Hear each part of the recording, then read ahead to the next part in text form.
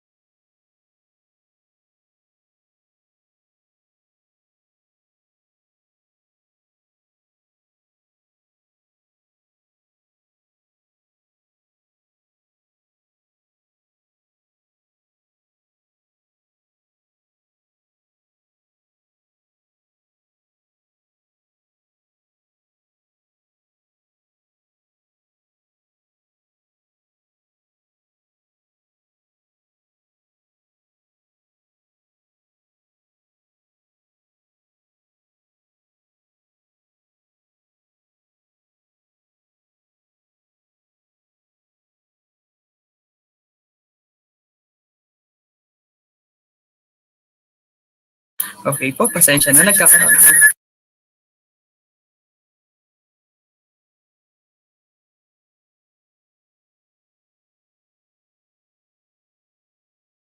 Okay po, pasensya na nagkakaroon na ng technical difficulties. Saglit lamang po.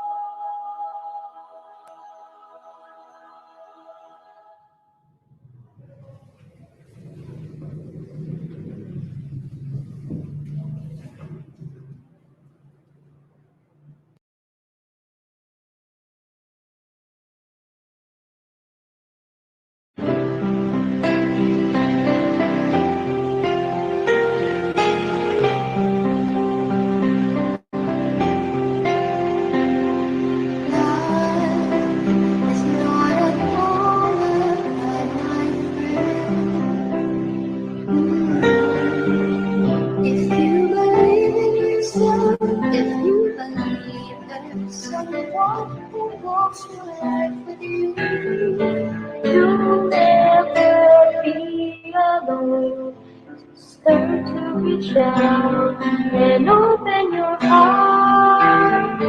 Lift up your hands to God, and He'll show you the way. When He said, "Cast your burdens upon me," those who are heavenly minded. Come to me, all of you who are tired of carrying heavy loads. For the yoke I will give you is easy, and my burden is light. Come to me, and I will give you.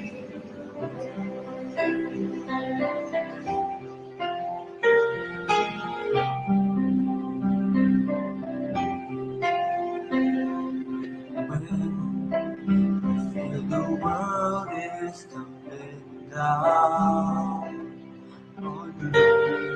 You have gone, and you can't hold on to. Just raise your eyes and see, and you will see there's no need to run. Lift up your hands to God. He will make you feel alright. And He said, "Cast your burdens upon me, those who are heavy laden. Come to me, all of you who are tired of carrying heavy loads. For the yoke I will give you is easy, and my burden is light. Come to me, and I will give you rest. Come to me, and I will give you rest.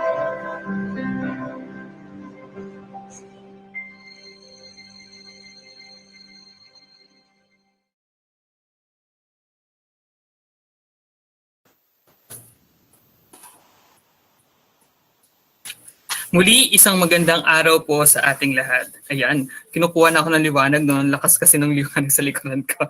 Okay, kasi nasa labas ako ng bahay. At upang bigyan tayo ng ating pong panimulang pananalita, tinatawag ko po ang ating pong napakasipag at walang kapagurang OSC Head ng TLE Department, ang aming pong Department Head, Ma'am Christina I. Ante. Magandang araw po, Ma'am Ante.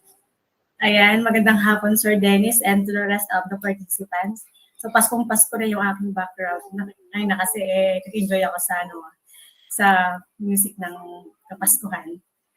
Okay, so on behalf of our INHS admin headed by our dear principal, Sir Art, so let me warmly welcome you all this afternoon. So we appreciate your active involvement since the day one.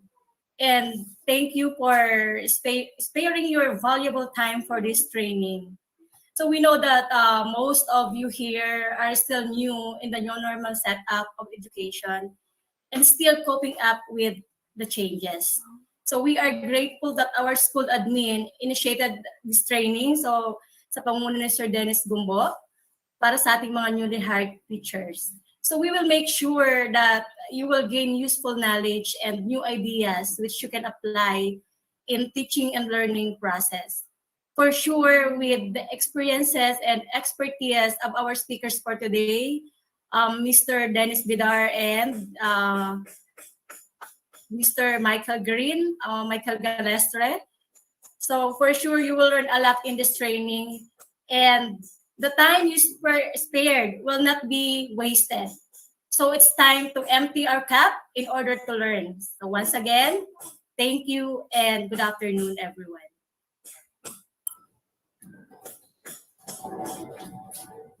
Salamat po, Ma'am Ante. Ayan, totoong napakapalad po natin sa ating paaralan dahil katulad nga po ng sinabi ni Ma'am at ng ating pong administrasyon, noong unang araw pa lang ng training ay buo ang suporta na nila, especially ng ating top management at department heads, pati na rin ang iba pang mga guro na handang tumulong at magbahagi ng kanilang kaalaman sa atin.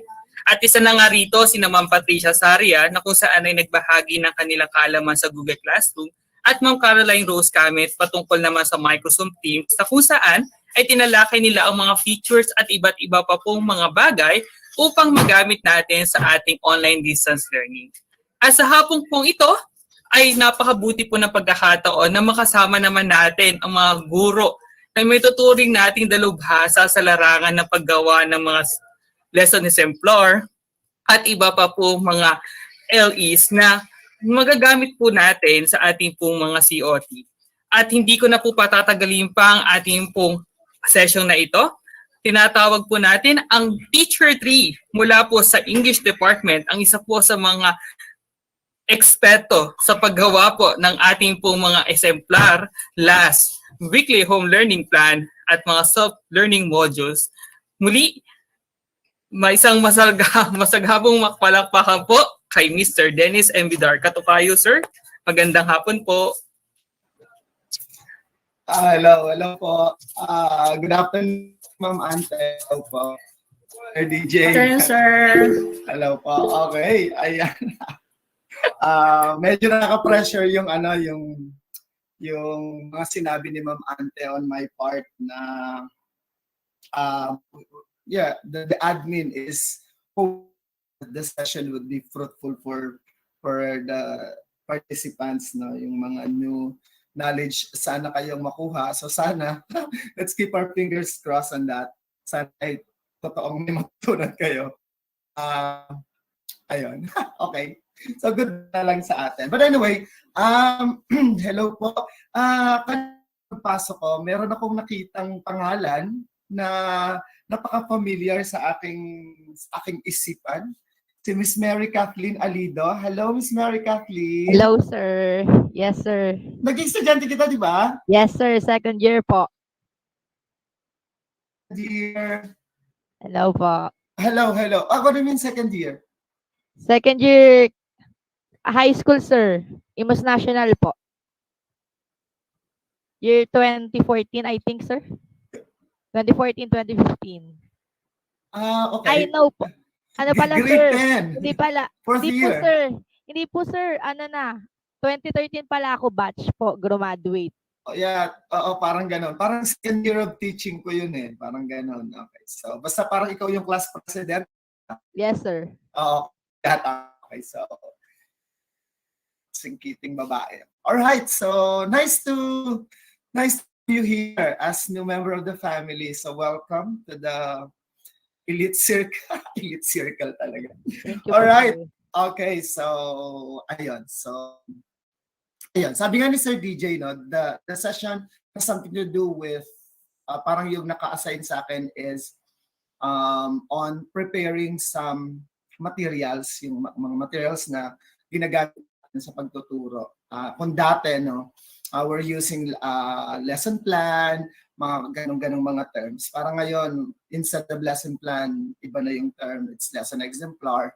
mga ganong bagay. So yun nga, let's keep our fingers crossed, just like what I said a while back, na sana ay maging mabunga tong araw na ito. Nga pala, no, Sir DJ, may special request ako. Kahapon kasi sa online session ko, bigla pala akong na-disconnect. So in case ma-disconnect ako, Sir DJ, paano lang ha, pa-notify ako. Please. Sige sir, noted po. Baka alam mo na, hindi natin kontrolado ang connection. Ewan ko ba dito sa bansa natin, napakahina ng connection. But at any rate, so let's maximize the time. So I'll be presenting muna as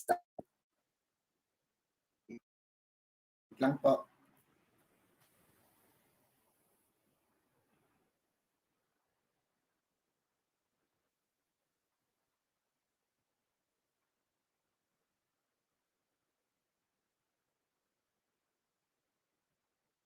Ngingiti-ngiti ako pero sa totoo lang ako ay kinakabahan.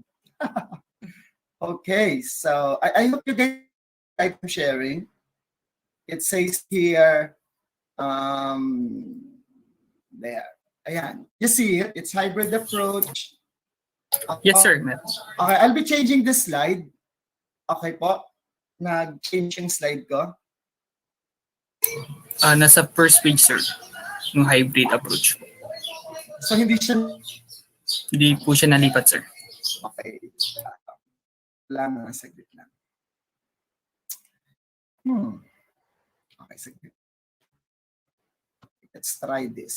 If this will gonna work.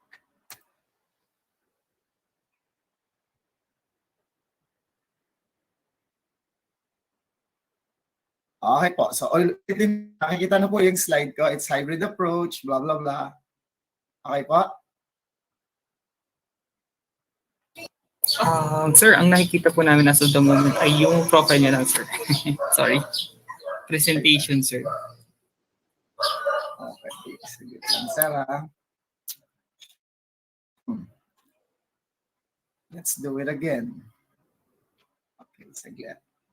Okay. It appears to my senses na wag na. Kasi nga, sir, ako po ang mag-share po. Hindi. Okay lang, sir. Sige po. Para makontrol niya, sir.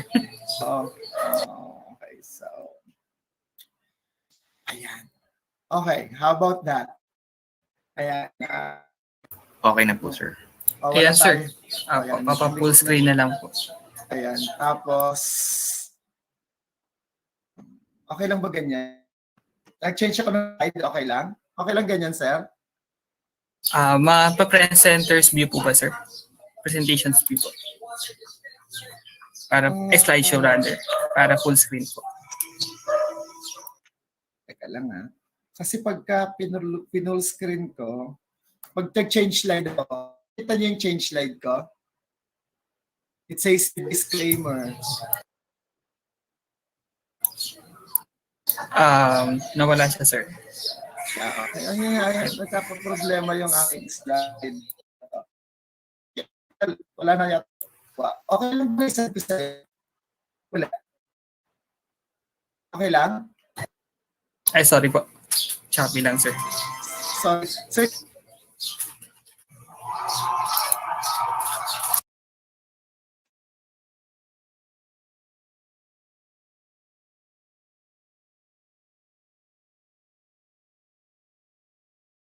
di ba? Ang bagal.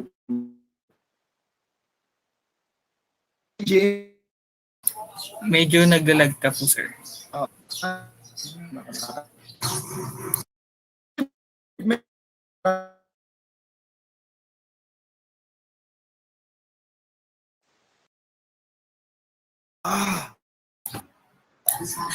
Sige sir, okay lang po. Sige po, habang nagkakaroon lang po ng some issues po kay Sir Vidar, so bigyan lang natin sila ng background, sir, no?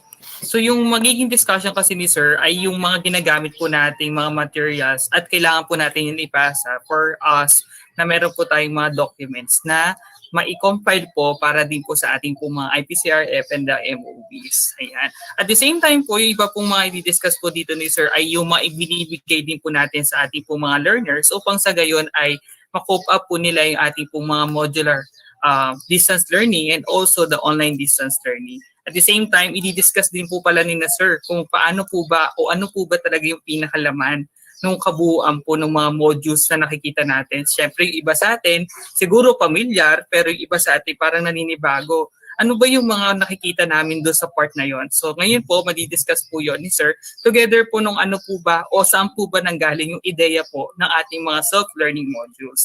At the same time, yung mga ginagamit po natin na lesson exemplar, katulad ng sinabi ko po kanina, na pwede nating magamit po sa ating po mga observation sa ating pong pagtuturo. So later on, may explain din po yun ni sir. At the same time, yung ating pong mga weekly home learning home learning plan na kung saan this will serve as the guide po ng ating po mga learners upang sa gayon ay kahit hindi po nila tayo nakakasama po sa ating pong klase o sa distance learning, ay still ay meron po silang ideya kung ano po ba yung tatakbuhin po ng ang kanila po mga gagawing aktibidades sa isang linggo. At yung huli nga po is yung last. Ayan po, nag-overview lang po ako. Pasensya na, sir, kung nape-preempt ko siya. Ayan, habang sinusolusyon na ni sir ang technical issues, common naman po yun sa ating po mga distance learning activities. At the same time, yung last naman po, ano kaya pinagkaiba ng self-learning module tsaka last? Ayan. I-explain yun further ni sir kasi minsan may confusion siguro sa iba. Bakit ang dami pong binibigay? Bakit meron na pong self-learning modules tapos meron pa pong learning activity sheets? At upang maintindihan po natin yon, ay unti-untiin po yun mamaya po ni Sir Vidar na nagkakaroon lang po ng onting issues ngayon sa technical pero hoping and praying na maging ayos po ang kanya pong internet connection po sa hapong ito. Yan, sir. I'm trying to send yung PowerPoint, pero di ba I gave you Apo, already yes, sir. yung so may mga changes akong ginawa doon. Pero Okay, sir. May changes. Sige, sir. sorry.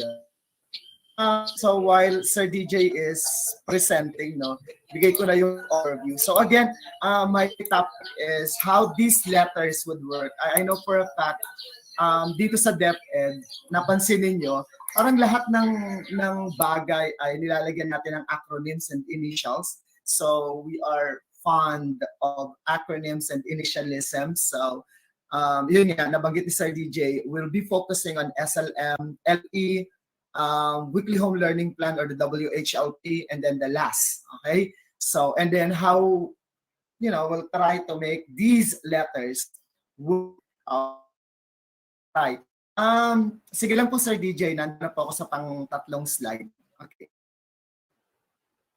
Okay, so several disclaimer lang po na una po, tell you what I'll be is primarily based from my personal experience as how things work on my end. Okay, syempre with of course mandate galing from the regional, from the central, the regional, and the division of school, mga mandate bigay nila. The next is this is not really just a warning. Hindi ito research based, just like what I said a while back. This is more of my personal experience on the theory noong ibinababa sa atin ng central office. And then the next is na mga super flying, tumatumbling na mga things. So sorry po, hindi po ako techie. Okay, I'm not Sir DJ na napaka-techie. O tulad nga nitong hindi ko masolusyonan yung problema ko masyado. And lastly, I'd like to give special shout out sa Google, the search engine, for making our lives easier. Isang search mo lang sa kanya, Google would give you everything. So thank you, Google. Okay, so yung mga graphics that I'm using, binibigay siya ni Google on various websites. Yung iba, ayan naman po yung site nakalagay din dyan kung saan. Okay, so let's now proceed. But before, I actually pinatan ko tong slide na to. Okay, pero yun, I'd like to ask you muna, how are you doing? Okay, yung question na, let's clarify muna. I'm sorry, I'm a language teacher. Yung question na how are you, yung pala ay question that doesn't expect an answer. Okay, so if you want an answer, we say, how are you doing or how are you feeling? Okay, so I'll be asking you, how are you doing or how are you feeling? So I'll be expecting an answer. Okay, so would like to Pwede bang mag-rundown tayo ng mabilisan lang. Ilang taon na kayong teacher? Saan kayo huling nagturo? Or ano ba, kung hindi kayo teacher pala, bago kayo maging INHS faculty, ano ba yung mga pinagkaabalahan nyo dati? Okay? So, dahil nakataas na ng kamay si Mr. Charlon, Sir? Hello, sir. Hello po, Anong department po, tsaka saan ka po dati, bago dito? ESP department po, then from private school din po ako galing. Saang school? To be more specific, sir. Sa Parañaque po, doon po ako. Parañaque. But you're living now in Imus? Yes po, meron po akong tinitirahan ngayon sa Imus. Okay. Okay, sige sir. Thank you, sir. Ito naman yung singer natin, si Sir Leonard. Natuwa ako sa singer. Anyway, I can hear you sing. Parang ang ganda rin ako ng boses mo. Good afternoon po. Ako po si Leonard Carion. Ako po ay mathematics teacher pero nasa AP department po ako ngayon sa Imus National. I've been teaching for, oh my God, almost a decade already. So, yes, galing po ako ng St. Edward's School. It's sir, in fairness, ang ganda ng boses mo. I mean, yung speaking voice mo. Thank you po, sir. Okay. So, kaya pala maganda yung boses mo kanina while you're singing. So, from St. Edward's. Okay. Syempre, ang aking paborito sa klaseng ito. Paborito talaga. Miss Kathleen, hello. Catherine pala. Hello, sir. Good afternoon po. 3 years teaching experience po. Mathematics major din po, pero nasa AP department po for this time po. Wow. Okay. from math, si Sir Carion at si Miss Alido. Pero Miss Catherine, single pa rin? Yes, sir. Okay. But ready to mingle? Sir, may naman po, may boyfriend po. May boyfriend. Okay, sige. Enjoy life. you, Kasama pala natin si Ma'am Martin. Hello, Ma'am Martin, the department head of the English of the math department. Hello, Ma'am Martin. Ma'am Jessica, hello po. Hello po, good afternoon. Okay po. How are you doing, ma'am? Okay naman po, sir. I am under TLE department po and galing po ako sa Fiat Lux Academy. Nakakapasok ko lang po this year. From Fiat Lux. Yun po yung sa DASMA, sa bank, parang ganun? Yes po, sir. Bali po yung first campus po, sa Imus po ako naka-assign. Okay. Thank you, ma'am. How about Ma'am Bernadette? Hello po. Hello po, sir, and sa lahat po, good afternoon po. Ako po ay under ng TLE department. I've been teaching for 15 years na po. 4 years po sa private school and 11 years po sa public. So galing po ako ng General Licerio Topacio National High School po. So nag-transfer ka? Yes po, sir. Okay. So hindi ka naman pala bagong teacher. Alright. So, ayan. Yes, Isang bagong luma pala ito. Okay. Thank you, ma'am. Thank you, How about sir. Sir Louis? Sir Louis? Ayan. Hello, sir. Good afternoon po. Good afternoon din po sa lahat. Ako po si Louis Fernandez. Math major din po. Pero nasa AP po ngayon. 13 years na rin po akong nagtuturo at nagko-coach po. Galing po ako sa University of Perpetual Health System Delta, Las Piñas Campus. Las Piñas. Nagko-coach po ng basketball po. Wow. Okay. So, ayos. Ayos. Okay. Ayos lang talaga yung nasabi ko. Okay. Thank you, Sir Louis. Okay. How about Ma'am Annalyn? Tatapusin ko lang yung may dalawa pa. Okay. At 3 pa pala. Hello, Ma'am Annalyn. Hello, Ma'am Annalyn. Good afternoon po sa lahat. Okay, how are you doing, ma'am? Okay lang naman po, sir. Newly hired din po sa INHS at from Cavite School of St. Mark po ako. Nagtuturo po ng Filipino at ESP pero as of now po, nasa department po ako ng Filipino. Thank you po. Okay. I remember when I was high school, mga early high school, first year, second year high school. Yun yung pangarap kong school na mapasukan. Cavites, St. Mark. Yun yung sa may tabi ng SM, di ba ma'am? Kaharap. Tama ba? Opo. Okay, yun nga Opo, yung sir. aking dream school noong bata pa ako. Dream school talaga. Okay, how about sir, ano ba ito? Yung si June, is this a mom or a sir? I'm sorry. Are you a mom or a sir? June. Kasi yung June, pwedeng panlalaki, pwede na ngayon pambabae eh. Hello po.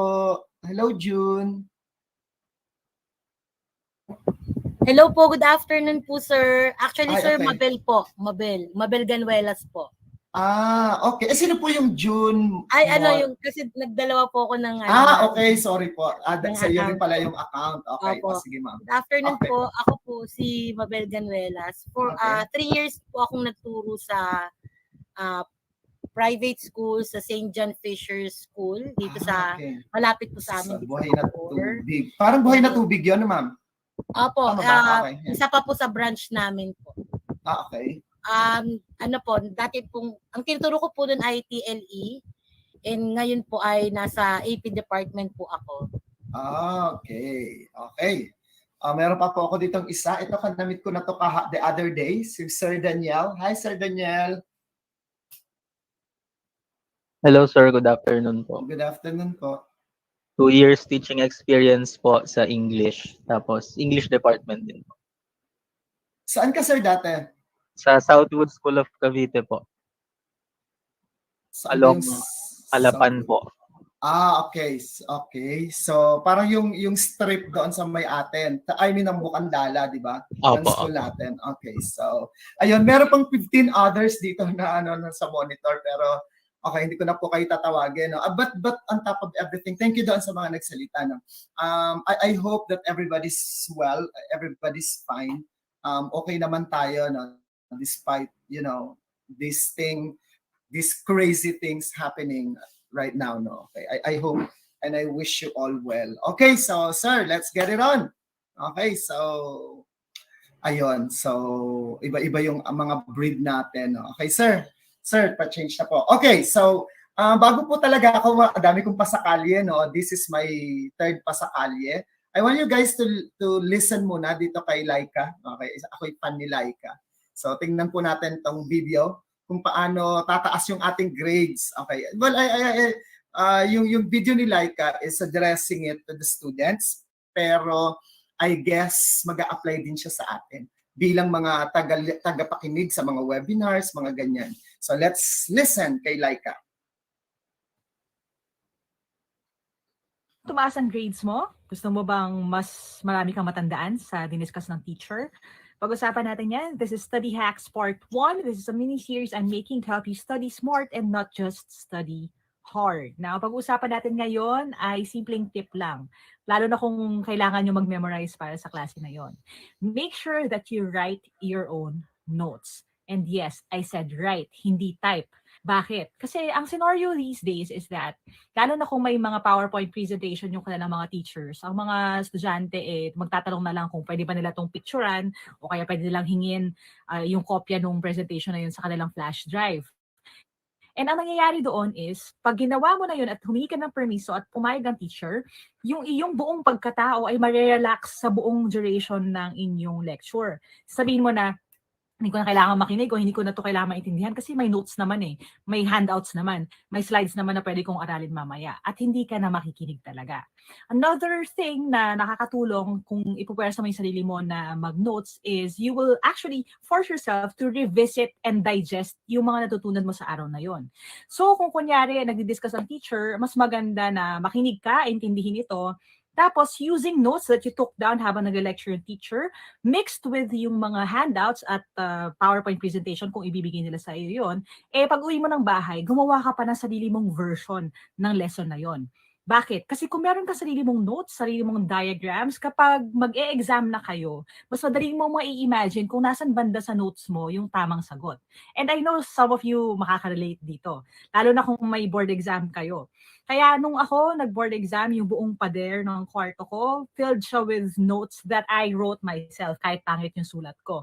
Para nung nagre-recall na ako, inisip ko, saan bandang part ng wall ko nakakabit to? Sino nga ba yung psychologist na mas matanda dito, yung sinundan nito? At dahil naka-map siya sa utak ko, mas madali ko siyang nare-recall. So again, write your own notes. Force yourself to revisit yung discussion para mas madali niyo matandaan pag-araw na ng exam. Yun muna for now, and don't forget to follow me for more. Okay, so there. I suppose na naintindihan naman natin yung totality ng bid ni Laika.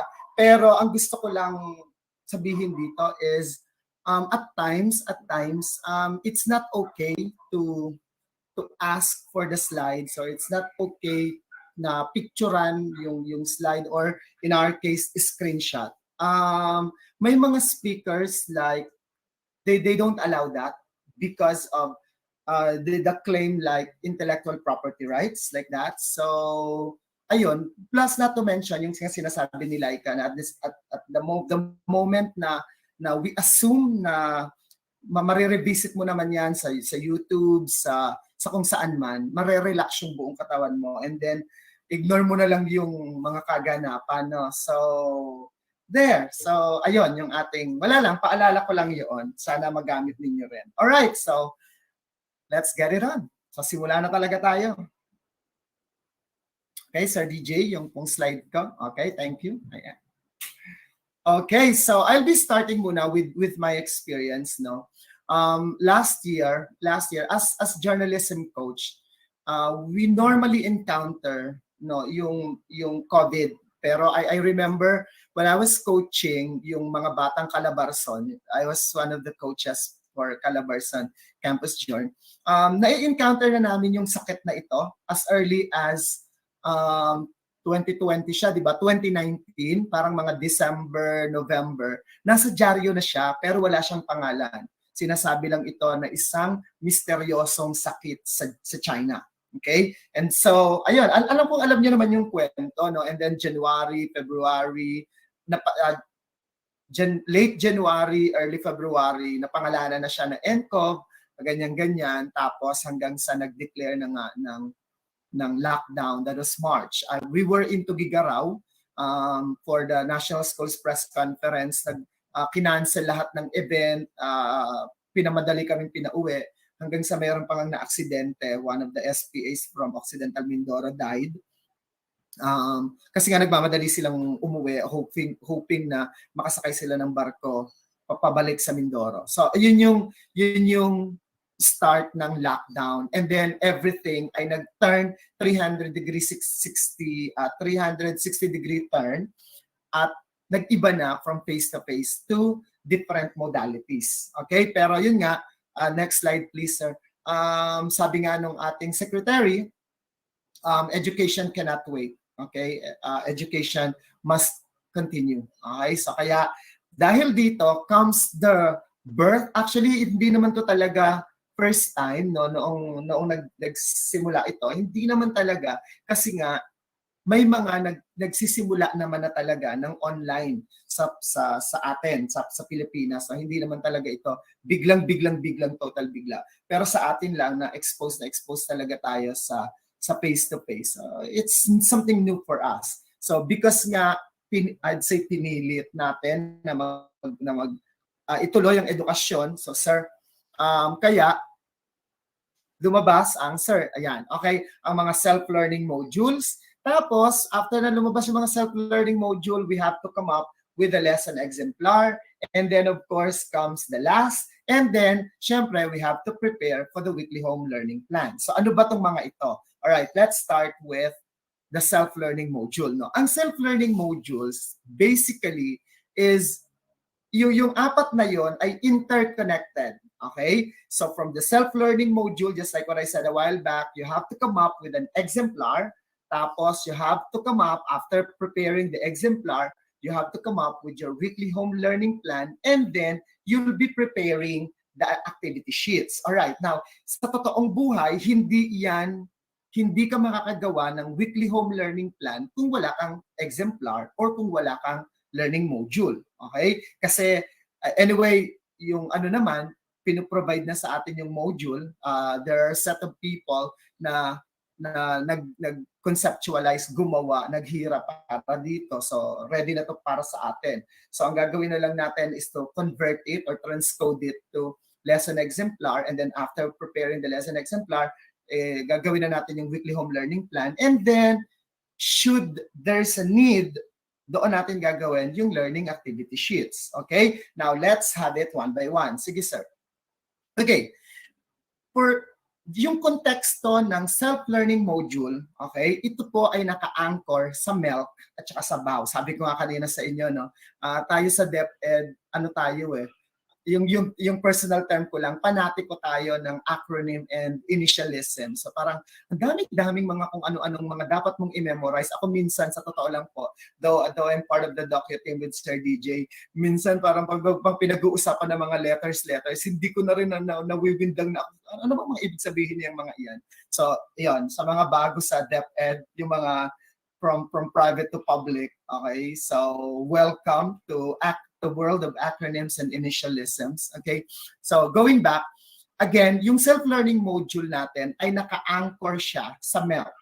Okay, but it's not just on the MELC or the most essential learning competencies. Meron din itong tinatawag na budget of work or yung BAW. Alright, so paano siya na nako-conceptualize? No? Dati noong face-to-face pa yung setup natin, yung MELC, hindi siya tinaterm na MELC. It's learning competencies lang yung term natin, no? Okay, or essential learning competencies. Ang dami-dami niya, thousands. Tapos, nirepack yung MELC, pinagsama-sama siya, kumbaga kinompress yung MELC, ay yung learning competencies, kinompress siya, yung thousand na MELC, ay na learning competencies, para maging MELC siya, para kumaunti lamang siya. At tinawag nga siya na most essential learning competencies, at ito lang yung dapat nating maituro sa bata. Okay? Pero para maituro mo siya, tinapatan siya ng ilang araw mo siya dapat ituro. At yun nga yung tinatawag naman na budget of work. Okay? Next po. Okay? So tingnan natin, doon sa inilabas na memo, ayan siya. This is from Pivot, okay, ng Region 4A, na ito rin naman ay naka-anchor sa central office memo, okay? Naglabas siya diyan ng budget of work, yung tawag diyan yung Pivot 4A budget of work. Nakalaman diyan lahat ng MELC, ilang araw siya. Ang mga laman niyan, una, anong quarter yan? Yung susunod na quarter diyan, tinanggal ko na siya. It's the domain, okay? Ibig sabihin ng domain, kung yung competency na yon, ano ba ito? Is this grammar? Is this for listening? Is this for reading? So I guess hindi na siya masyadong essential on your end, no? Kaya tinanggal ko na siya. Alright, now the next is the MELC number. Alright? Hindi ko kasi alam kung ito ay na bigyang emphasis sa mga guro sa private schools na po. Tapos, doon sa susunod na column, makikita nyo dyan yung learning competencies. Okay? Pag tinignan ninyo, may mga learning competencies na may katapat na number, may mga learning competencies na walang katapat na number. Okay, ang most essential learning competency o yung MELC, yung may katapat na number. Okay, so ano ngayon yung dalawang, kunyari yung sa unang information, ano yung dalawang walang number? So ang tawag doon ay enabling competencies. Okay, ano naman yung konsepto ng enabling competencies? Okay, ang focus ng pagtuturo ay sa MELC. Okay, sa most essential learning competencies. Yun yung may number. Yun yung dapat na maituro natin sa bata. Pero kapag ang MELC mayroon siyang enabling competencies, ibig sabihin nun dapat maituro muna yung enabling competency bago ituro yung most essential learning competencies. Okay, so sana malinaw tayo doon ha. Pero hindi lahat ng MELC ay may enabling competencies. So tingnan natin yung MELC number 6. Diba? At 1, 2, 3, 4. I mean, yung MELC number 4.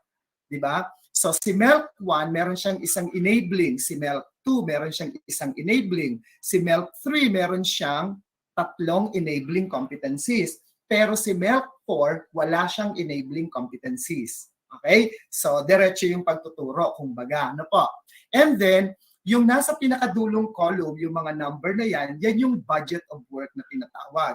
So let's say, for example, ilang araw mo ba ito dapat ituro? Is this for 2 days, for 3 days, for 4 days, for 5 days? May mga enabling competencies. Hindi ko alam sa ibang subject areas, pero for us, sa English, may mga 18 days na ituturo mo siya or 20 days na isang topic, ganun mo siya katagal ituturo. Okay? So, importante na naiintindihan natin ito para maintindihan natin yung self-learning module kung paano siya nabuo. Okay? So, sana malinaw tayo dito sa melt and bow. Okay? Ha? Pag meron po kayong tanong, gamitin nyo lang po yung ating chat box. Okay? Tanong nyo lang po dyan, tapos mamaya, kung at the moment ay yun ang pinag-uusapan natin, o mapag-uusapan natin siya agad, pero kung nalampasan na natin siya, or advance yung inyong tanong. So, we'll have it na lang later. Okay? So, next slide po, sir. Okay. So, pag tinignan natin yung ating self-learning module, mapapansin natin, no, kahit yung module na ginagamit natin for Calabarzon or yung gamit ng ibang region, let's say, for example, may teacher tayo from Parañaque, galing Parañaque, so most likely may friend siya from private school, nakikita niya yung module na ginagamit nila. Magkakaiba man yung module, mapapansin ninyo na pare-pareho yung part nito. Okay, so ano-ano ba yon? Isa-isahin natin. Ano po? So yung unang-una na bahagi nito, tinatawag siya na what I need to know. Okay? So ano ba ang dapat na laman ng bahaging what I need to know? Dito sa bahaging to, importante na nalalaman ng bata yung overview o yung introduction ng lesson. Ang tawag natin dito is yung walkthrough ng lesson. Bibigay mo yung malaking picture ng lesson na gagawin mo. Alright? What I need to know. Ano ba yung dapat malaman ng bata? So it's an overview of the lesson. Okay? Next, doon sa what's new, dito, ibibigay mo doon sa bata yung by the way, doon sa what I need to know, kasama dyan sa walkthrough, yung lesson expectations. Okay? So, importante na when we start, yung trend ng pagtuturo natin ngayon, ang unang-una nating sasabihin is the expectation to the students. So, say, for example, sasabihin mo kunyari, at the end of the session, I'm expecting that you'll be able to transcode linear to nonlinear code, or you'll be able to convert nonlinear to linear text. Okay? So sasabihin mo na siya, yung objective mo dapat alam nung bata. Okay? Not to mention kung ano yung performance task na ibibigay mo, dapat sasabihin mo na rin siya. So ulit doon sa what I need to know, it's the walkthrough of the lesson, overview of the lesson, tapos yung mga expectation na dapat na gagawin sa lesson mo, alam ng bata siya. Alright, now, doon naman sa what's new, this is basically, could be an activity, okay? Pwede siyang activity that is connected doon sa lesson mo. Okay? Pwede yung activity na connected sa lesson mo. Pwede naman siyang you'll be posing a question na makukuha mo yung idea ng bata tungkol doon sa lesson na ituturo mo.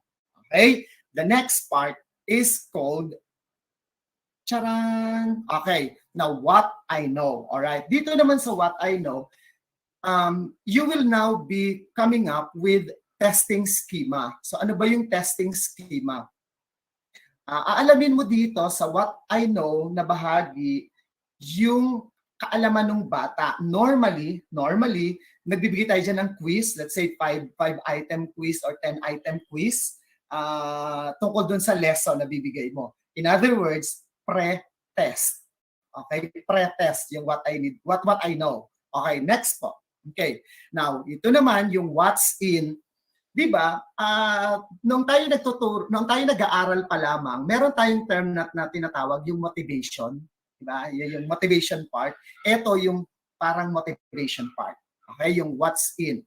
You have to come up with an activity na gagawin ng bata and at the same time will serve as diving board or springboard ng let's say jump off mo para punta ka sa lesson mo. Okay? Again, this is an activity, yung notion natin dyan, motivation. Dito ka palang magmo-motivation. Okay? And then comes the next part, which is, what is it? Meaning to say, dito na papasok yung konteksto ng lesson. Okay? So pag tiningnan mo yung module, yan na yung definition, yung explanation, yung mga maraming binabasa ng mga bata. So what is it? Okay? Next is, so after the discussion ng lesson, ayan na, comes what's more. So yung what's more, these are activities para malaman ng bata yung konsepto. So again, activities para mas strengthen yung konsepto na binibigay mo doon sa bata. Okay? Normally, we give 2-3 activities para mas strengthen yung konsepto. Alright? And then comes, okay, what I can do. Okay. Tingnan natin ha. Ulitin natin. Doon sa what I need to know, doon sa umpisa, di ba sinasabi mo yung lesson expectation. So, at the end of the lesson, I'm expecting that blah, blah, blah, blah, blah, blah. And as your performance task, you guys will be performing a poetry recitation. Okay? So, doon sa what I can do, diyan na ngayon pupunta yung sinasabi mo na gagawin ng bata dito. So ito yung task na magme-measure doon o magkukulminate doon sa lesson na naturo mo. Okay? It's what I can do. Ulitin ko po ha, I'd like to highlight doon sa umpisa pa lang ng lesson mo sa what I need to know, importante na alam ng bata kung ano ang inaasahan mo sa lesson. Dapat may overview siya, may picture siya ng mangyayari sa buong lesson. Okay? Next, so after ng performance task, ito po yung tawag natin performance task. Yun sa what I can do. Okay? So kapag yung may malaking chunk na grading, doon siya napupunta. Okay? Now, ito pong what other enrichment activities can I engage in? This is something like optional. Hindi ito present sa lahat ng module. May module na present siya, may module na hindi. Kasi these are activities na hindi naman required. So ano yung, what other activities, enrichment from the term itself, enrichment activities. So ang konsepto niya, kung ikaw ay may bata na fast learner talaga, yung ang bilis-bilis niyang makagawa, so pwede niya yang gawin. Okay? Pero kung meron ka namang bata that needs remediation, so pwede niya rin yang gawin. Okay? So again, hindi ito optional. Yung what other enrichment, these are activities na actually you can associate sa what's more. Pero you think that what's more is okay, so nilalagay na lang siya sa other activities, enrichment activities. So again, yung mga module na meron tayo, wala yang bahaging yan. Okay? Kasi nga, hindi siya natin, yun nga. Okay. Next. Okay, so again, it's something optional. Next is what I have learned. Sir, pwede pang pasunod mo na yung isang slide? Okay. Now, pag tinignan mo siyang mabuti, no, di ba nag-performance task ka na? Okay? Pero after ng performance task, meron ka pang 2 activities na dapat mong magawa. Okay? Yung una, what I have learned. So ano naman ang konsepto ng what I have learned? Yung what I have learned, dapat si Bagets, yung bata na tuturuan natin, ma-translate niya ito sa real life scenario yung naturo natin. Let's say for example, kunyari, I'm sorry ha, hindi ako masyado sa ibang subject ha, kasi syempre alam niyo na. Okay, nasa language ako. Let's say for example, the lesson has something to do with yung mga information, yung gathering of information. Doon sa what I have learned, ang tanong doon, papagawin mo yung bata ng isang activity, real life activities. So let's say for example, ang magiging culminating activity niyo dyan ay example, i-require mo yung bata na manood ng balita kina sa gabi. Let's say for example, 24 oras or TV Patrol sa YouTube o kung ano man yung news agency na pinakikinggan niya. Pagkatapos nun, si Bagets, tatawag siya sa best friend niya para ikwento, sabihin dun sa kaibigan niya yung most significant news o yung news na nagkaroon ng impact sa kanya, isi-share niya doon sa kaibigan niya. Okay? So yun yung what I have learned. Again, yung what I have learned, ito yung activity sa bata na matatranslate sa totoong buhay yung lesson na natutunan niya. Okay po? Malinaw sana ha? Yung pong what I can do, hindi po yung totoong buhay. Kasi di ba mga pinapagawa natin sa bata, speech choir, o kaya kung ano-anong mga cheering-cheering, mga ganyan-ganyan, hindi yung totoong buhay. So kinakailangan may activities na magta-translate sa totoong buhay at yun yung bahagi na what I have learned. Alright? And then, doon naman sa what I have achieved, kung ikaw ay nag-pre-test doon sa what I know, okay, magpo-post-test ka naman, ang tawag doon ay what I have achieved. Post-test siya. Okay po?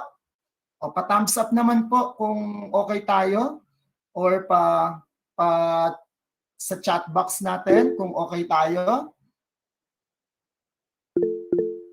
Okay. Alright. Okay. May question yata. Mama Bell, question po? Sorry po sir, napindot Okay. lang. Alright. No Mamaya problem, na po. ma'am. Okay. So, ulitin ko lang ha, if you have, question, if things are, cloudy, blah, blah, blah. Okay. Ano tayo ha? Informal lang tayo. Mag-anuhan lang tayo. Let's take this lightly. Okay. Dahil tayo naman ay isang pamilya. So, lang tayo. Chill-chill lang tayo. Okay? So, pero sa totoong buhay, hindi dito natatapos yung lesson natin. Mapapansin ninyo, bagaman ito'y wala sa module natin, may mga module na meron na siya, pero karamihan ng mga module na nakita ko sa iba't ibang region, itong bahaging ito ay wala. Pero, we have to do it. Okay? Importante na yung activities ng bata, yung kabuuan ng activities niya, nagtatapos siya hindi sa pretest. Nagtatapos ang activities sa isang reflection. Kahit anong subject yan, kahit math, AP, ESP, English, Filipino, whatever subjects, dapat laging may reflection ang bata. Okay, so ano ang laman ng reflection? Ang reflection ay maglalaman ng dalawang konteksto. Okay, una, let's say, ano yung natutunan ng bata? Okay, ano yung natutunan ng bata? Yun yung, I learned that, parang sentence completion activity siya. I learned that, o i-complete siya ng bata. Dito sa I learned that, sinasabi dyan yung mga bagay na natutunan ng bata. Let's say, for example, I learned that there are 3 sources of information, the primary, secondary, and tertiary sources. Speech, let's say, for example, a speech is an example of a primary source because, yung ganon-ganon. So, ibig sabihin doon sa I learned that na bahagi ng reflection, isa-sum up ng bata yung mga natutunan niya. Okay? And then doon sa reflection part, yung ikalawang bahagi noon, nandoon naman yung I realized that. Doon sa I realized that, ang lalagay doon ng bata, ang expected answer natin doon is kung meron siyang new learning, ano ang gagawin niya doon sa new learning na yon? Let's say, for example, I realized that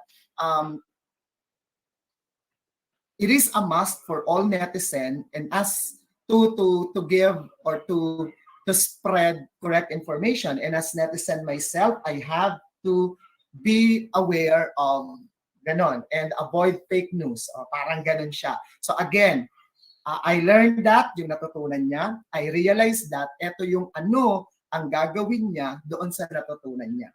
Okay? Yun yung reflection part. Okay po? So sana malinaw tayo doon sa self-learning module no po. Okay, now, let's do it the Calabarzon way. Calabarzon, di ba, lahat may module siya. Lahat siya, na pare-parehas naman yung module. No po. Now, yung Calabarzon, tayo, as part of Calabarzon, hinati natin yung module sa 4. Okay? At ang tawag dito is the idea. At dito pumapasok yung idea instructional process. Ano ba yung idea? Yung idea exemplar, ayan, na mapapasok na kasi tayo sa exemplar. Ito yung paghahati-hati natin ng pagdi-divide dito sa mga parts na ito para maibaba natin ito ng mas malinaw sa bata. Okay? So yung what I need to know at saka yung what's new, that's the introduction o yung I. So tandaan natin ha, Di ba? Nag-i-introduce pa lang naman tayo, totoo naman na pinapakilala pa lang natin yung overview ng lesson dito. And then comes the development. Nandito yung testing schema, pre-test, ano ba yun? Pre-test, tapos yung motivation, and then the lesson proper, yung development. And then comes the engagement. Ito na yung pag-engage sa bata to do it.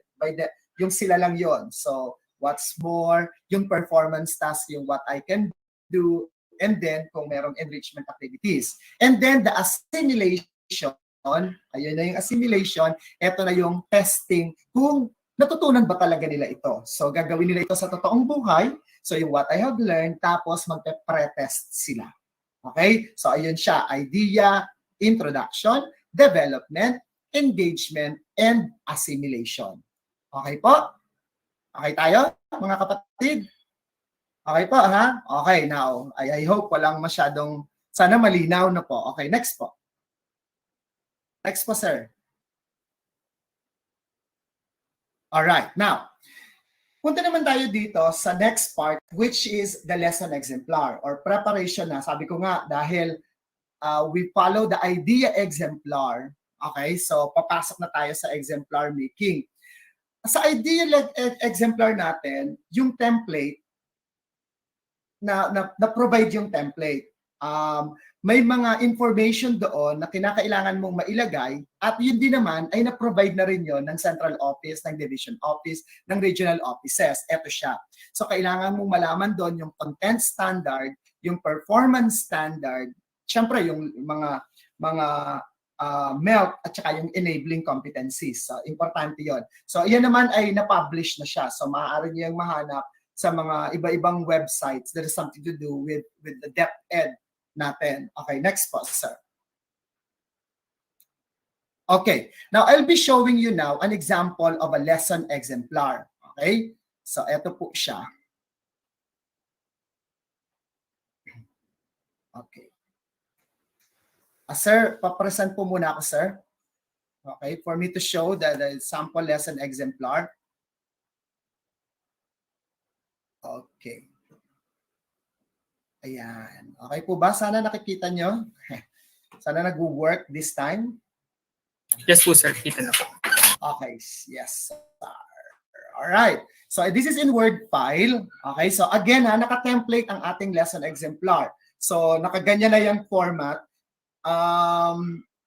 Siyempre, yung kung anong modality ang ginagawa mo, that's the learning delivery modality, it's online.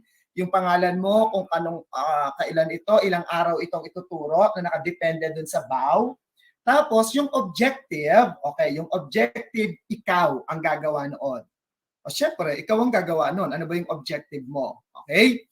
Itong content standards, ayun yung pinakita ko kanina, ito ay na-publish na. So, hindi ko na kinakailangang mag-isip ng content standards. Nakalagay yan per quarter.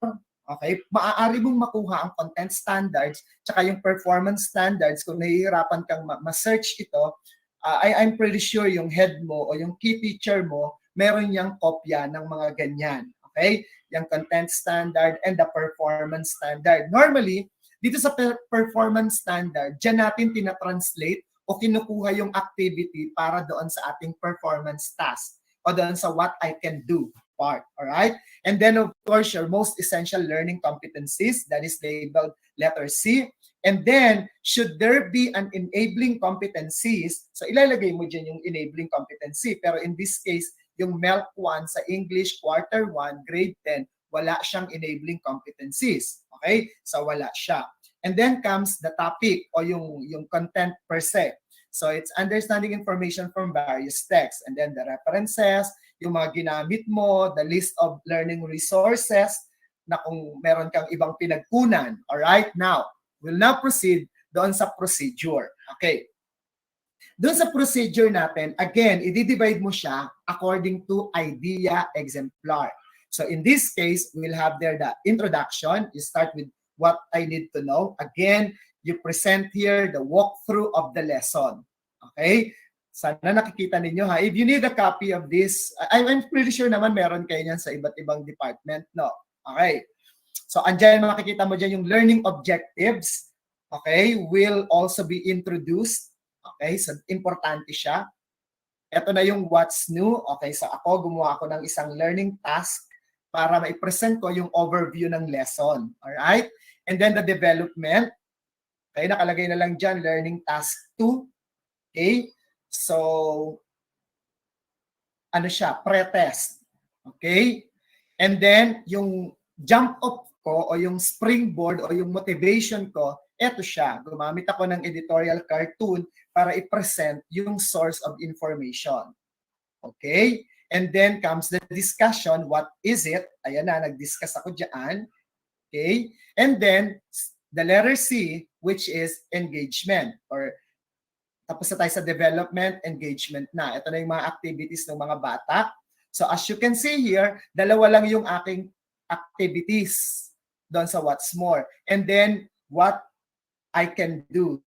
So dito, ang humihingi ako dito ng persuasive text. Kasi pag binalikan natin yung performance standard, ayun siya, the learner composes short but powerful persuasive text. Okay? So again ha, dapat nagja-jive yung performance task o yung what I can do sa performance standard na hinihingi mo.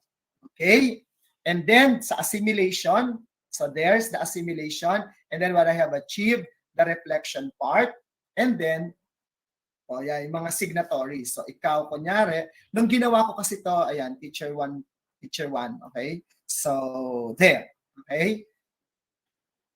There. Okay, okay ba tayo? Question tungkol sa sample lesson exemplar? Yung lesson exemplar natin, yung hinihingi sa atin ng division office actually is a detailed exemplar. When I say detailed exemplar, parang ita-translate mo yung buong module doon sa exemplar. Pero kasi, I'm sorry ha, sabi ko sa inyo, I'll be basing this from my experience. Noong nagpa-coach kami from the regional office, it's basically parang, di ba yung lesson plan natin, di ba, may detailed, semi-detailed, gano'n, di ba? Yung detailed, yun yung gusto ng division office natin, okay? Pero yung region, gusto lang nila is a semi-detailed exemplar. Yun yung pinakita ko sa inyo. Ang hinire-require nila, kung meron kang idinagdag na activity, yon dapat maipakita mo sa lesson exemplar. Kung mapapansin nyo, yung cartoon kanina, yung mga cartoons na springboard ko o yung motivation ko, nandoon talaga siya sa lesson exemplar kasi ako yung gumawa noon, ako yung pumili noon para maging jump off ng lesson ko. Okay? So, ganun siya. O tanungin nyo yung inyong key teacher o kaya yung inyong department head. Ano ba yung lesson exemplar na hihingin sa inyo? Is it the detailed, yung buong module ita-translate mo to lesson exemplar, or the semi-detailed, katulad nga nung pinakita ko lang sa inyo? Parang nandun lang yung mga instruction for teacher kung ano yung mga gagawin mo para maibaba mo siya sa bata. Okay? So, sana okay para tayo ha. Alright, now to continue. Sir. Okay, nakakadalawa na tayo dun sa apat na mga set of initials. Okay, so we dealt with the self-learning module and then we dealt with the lesson exemplar. Now, so meron ka ng self-learning module, tapos nakagawa ka na ngayon ng lesson exemplar. Now ngayon, gagawa ka na ng weekly home learning plan. So ano ba itong weekly home learning plan, sir?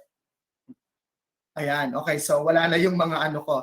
Actually, sabi ko, dinagdagan ko yung slide. But anyway, so yung weekly home learning plan, ito naman ay ginawa ni teacher para magkaroon ng guide yung mga para-teachers. Okay? Yung mga hindi teacher pero umaak na teacher, ang tawag natin doon, para-teachers. So who are these para-teachers? Yung para-teachers could be the parents ng bata. Meron tayong learner. So, sino ang tumutulong sa kanya dahil siya ay nasa bahay? So, pwedeng nanay niya, pwedeng tatay niya, pwedeng ate niya, pwedeng kuya niya, pwedeng tito niya, pwedeng kapitbahay niya, pwedeng kapatid niya. So, itong weekly home learning plan ay para sa kanila, para sa para-teachers. So, normally, kung kayo ay advisor, ibinibigay nyo to sa advisor, di ba? Itong mga panahong to, Saturday, Sunday, normally, pinapadala nyo yung weekly home learning plan sa mga sa mga GC ninyo na actually hindi naman to para sa bata. Ito ay para sa magulang or kung sino man yung nag-act as teacher ng mga bata. Okay, now ano tong weekly home learning plan? Sa weekly home learning plan, nire-reflect niya yung ine-expect na gagawin ng bata. Meron kang lesson exemplar, i-compress mo siya ng maiksing-maikse na puro instruction, specific instructions sa mga task na gagawin ng bata. Okay? Meron yang yung template, again, it's on template. Nilabas na yan ng region natin, yung template natin. Tapos minodify na lang for the school. So ayan, naka-template siya for Imus National High School. Lalagay mo lang dyan kung anong week ito, kung specific kung anong week, kung ito'y modular ba ito or for online. Okay, ito yung example kung una, modular. Okay, tapos yung date kung kailan siya, yung week inclusion niya, let's say, this is for yung week 1 natin ito, so September 20 to 24, alright? Tapos, again, as I said, meron siyang 5 column. Yung unang column niyan is the date and time. Pero dahil iba-iba yung date and time na tinuturo natin, kaya na nakalagay na lang yung isang general date. So pwede mo na yung walang ilagay. And then kung anong subject ito or kung anong learning area. So in my case, it's English grade 10.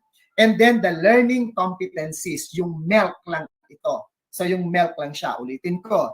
In case merong enabling competency or competencies ang MELC nito, hindi na yan nagre-reflect dito.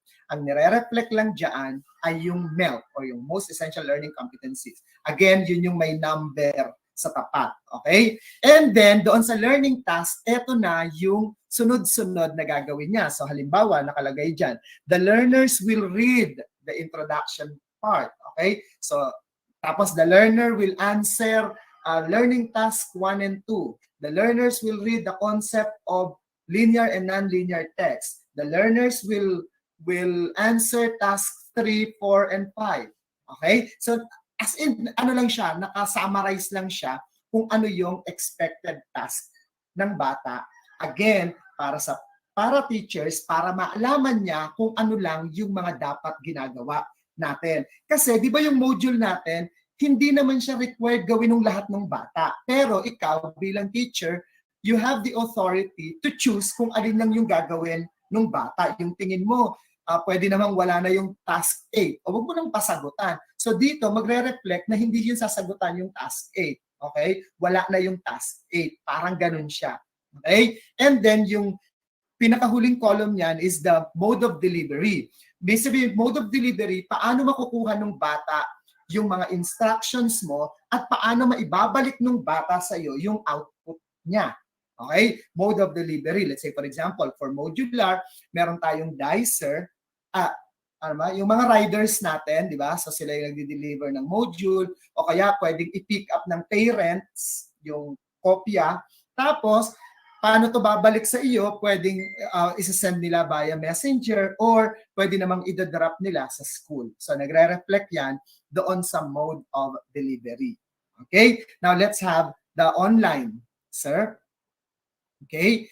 Pag tinignan mo yung example, wala naman siyang difference. Okay? So, yung sa online. Pero kunyari, in my case, ako kasi meron na akong mga preliminary task na binibigay sa bata. So, meron na akong mga assignment sa kanila. So, nagre-reflect dyan. Nire-reflect dyan na yung task 1 and 2, pre-assign na siya.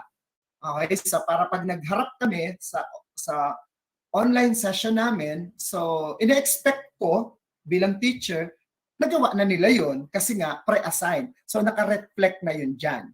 Okay? So kung meron kang assignment na, ibig sabihin ko, kung online ka at meron kang assignment na ibinibigay sa bata, sa weekly home learning plan mo, naka-reflect siya na meron kang assignment na binigay sa online learners mo.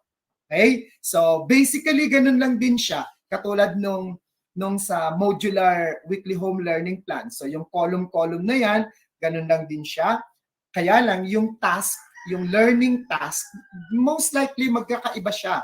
Well, definitely mag-iiba siya kasi nga iba naman yung approach ng modular. Kasi modular, it's all by themselves. Bahala na siya sa buhay nila. Parang ang kontrolado mo na lang doon ay aling task lang sa 10 task na meron, alin lang ang gagawin nila. Okay? Parang ganun siya, no? Alin lang ang gagawin nila sa 10. Okay? Kung modular sila. Kung gusto mo ipagawa sa kanila lahat, o naka-reflect yun doon. Pero kung gusto mo 6 lang, o di naka-reflect yun doon sa weekly home learning plan. Pero dito, sa online, most likely, mag-iiba siya kasi nga, iba naman yung may synchronous session. So nagka-reflect diyan yung synchronous. Kung nababasa niyo po no, yung pinakahuling bullet diyan, the learners will be parang bibigay na lang yung instruction. Si teacher, ipapaliwanag niya lang yung instruction para sa asynchronous activities. Tapos ayun siya, nakabullet na doon yung asynchronous na instruction niya.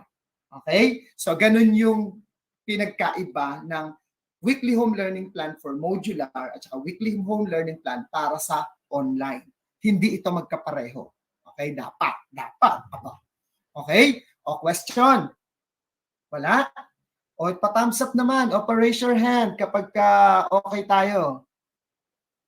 Ayan, alright. So, ayan. Mukhang okay pa. Yehey! May mga gising pa. Okay. Okay. Alright. So, there. Okay. So, yahoo!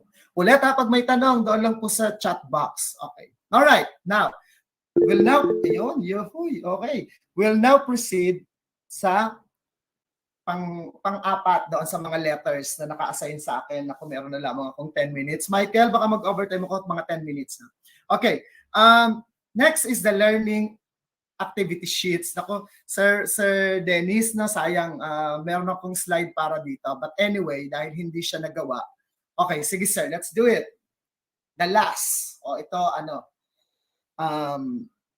last. Ito yung example ng last. Okay. Ito yung konsepto ng last na maraming nako-confuse. Ano ang last? Okay. Learning activity sheets. Ang last po ay learning activity sheets, katulad niyan, na ibinibigay sa kaso natin kung, ang learning activity sheets sa kaso natin, dapat ito ay for remediation or for enrichment lamang.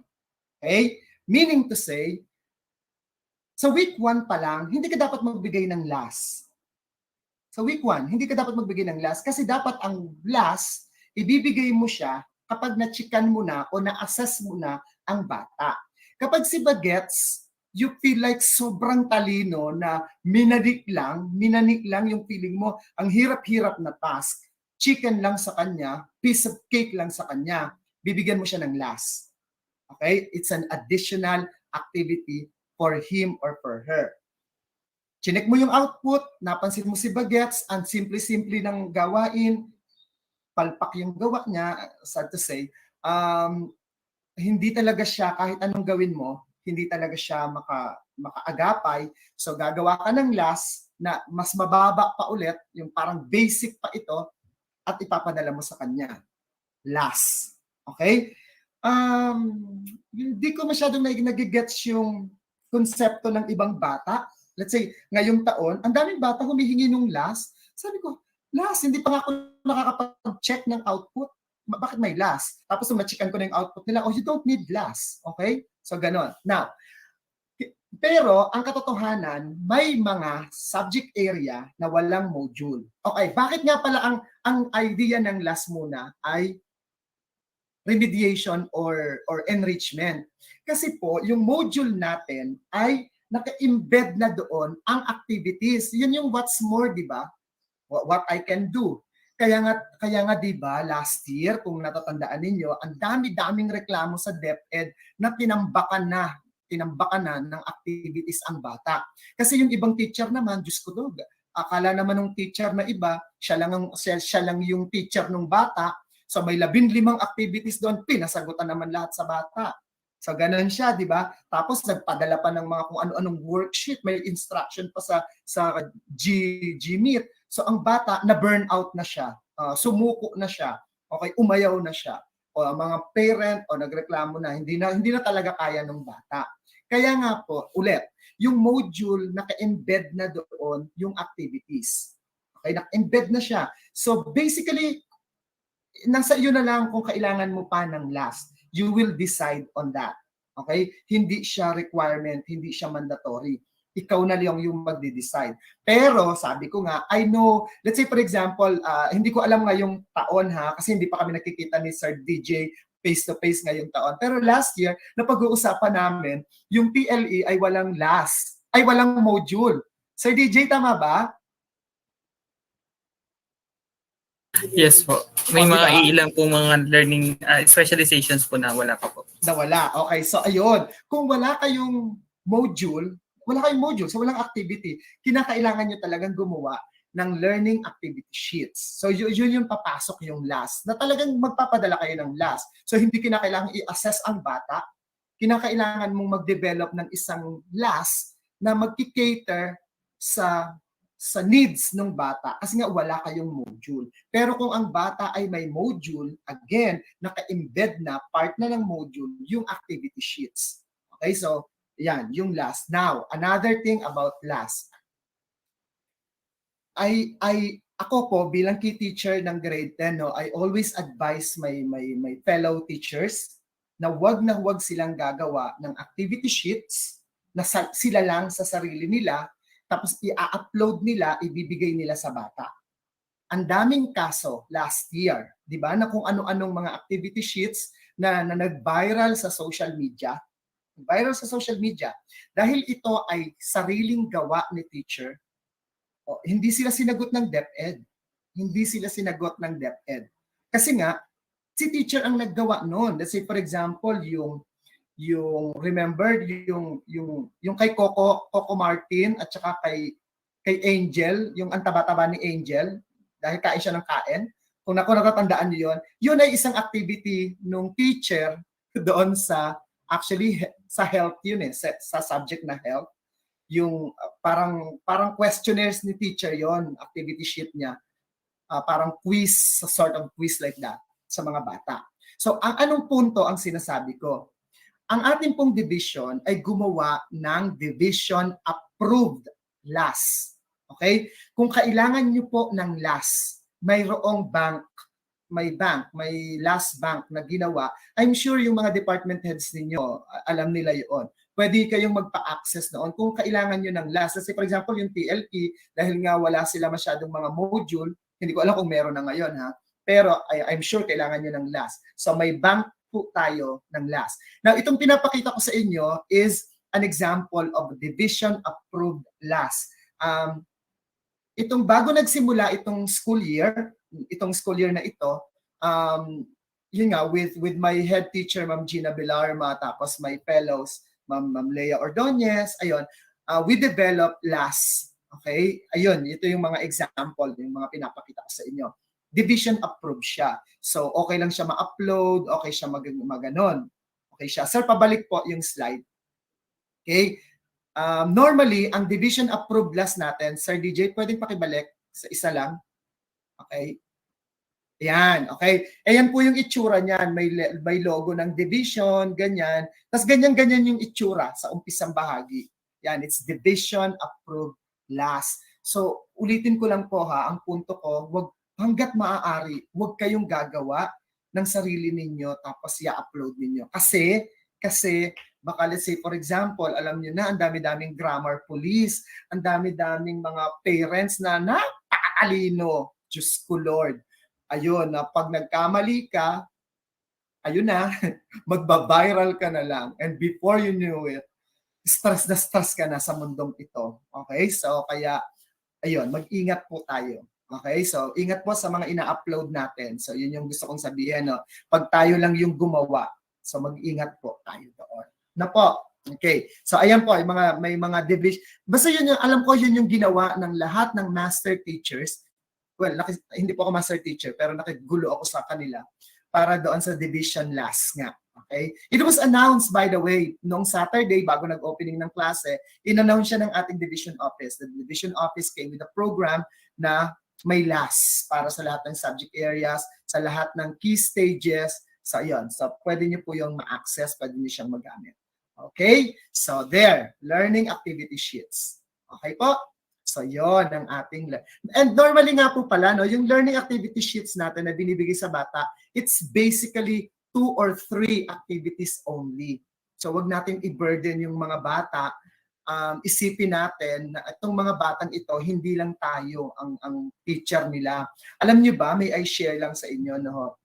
Yung aking fourth quarter, yung huling task na pinagawa ko sa bata, I asked them to write, I asked them to translate into words yung journey nila as distant learning students. So, kung sila ay modular, kung sila ay online, ganyan. Nakakatawa yung mga output, yun yung huling output nila, yung tipong okay, ma'am, hello po, Ma'am Maita. Hi, ma'am. Ay, wala yata si ma'am. Okay, babalikan natin mamaya si ma'am. Okay, as I was saying nga, yung huling output na ginawa ng bata ko, I was reading it. Alam niyo ba, yun nga, syempre, may instruction was for them to translate into words yung experience nila. Grabe talagang, yung iba heartbreaking, yung iba talaga napaiyak talaga ako literal sa pinagdaanan nila. Pero alam niyo ba, sa 200 plus students ko, lahat yon merong isang bagay na common sa kanila. Umabot sila sa punto ng disillusion. Hindi nila ginamit yung term na disillusion, pero ito yung stage na yung feeling natin wala ng sense, wala ng purpose yung ginagawa. Okay? Ma'am, saglit lang po, tapusin ko lang tong aking drama. Okay.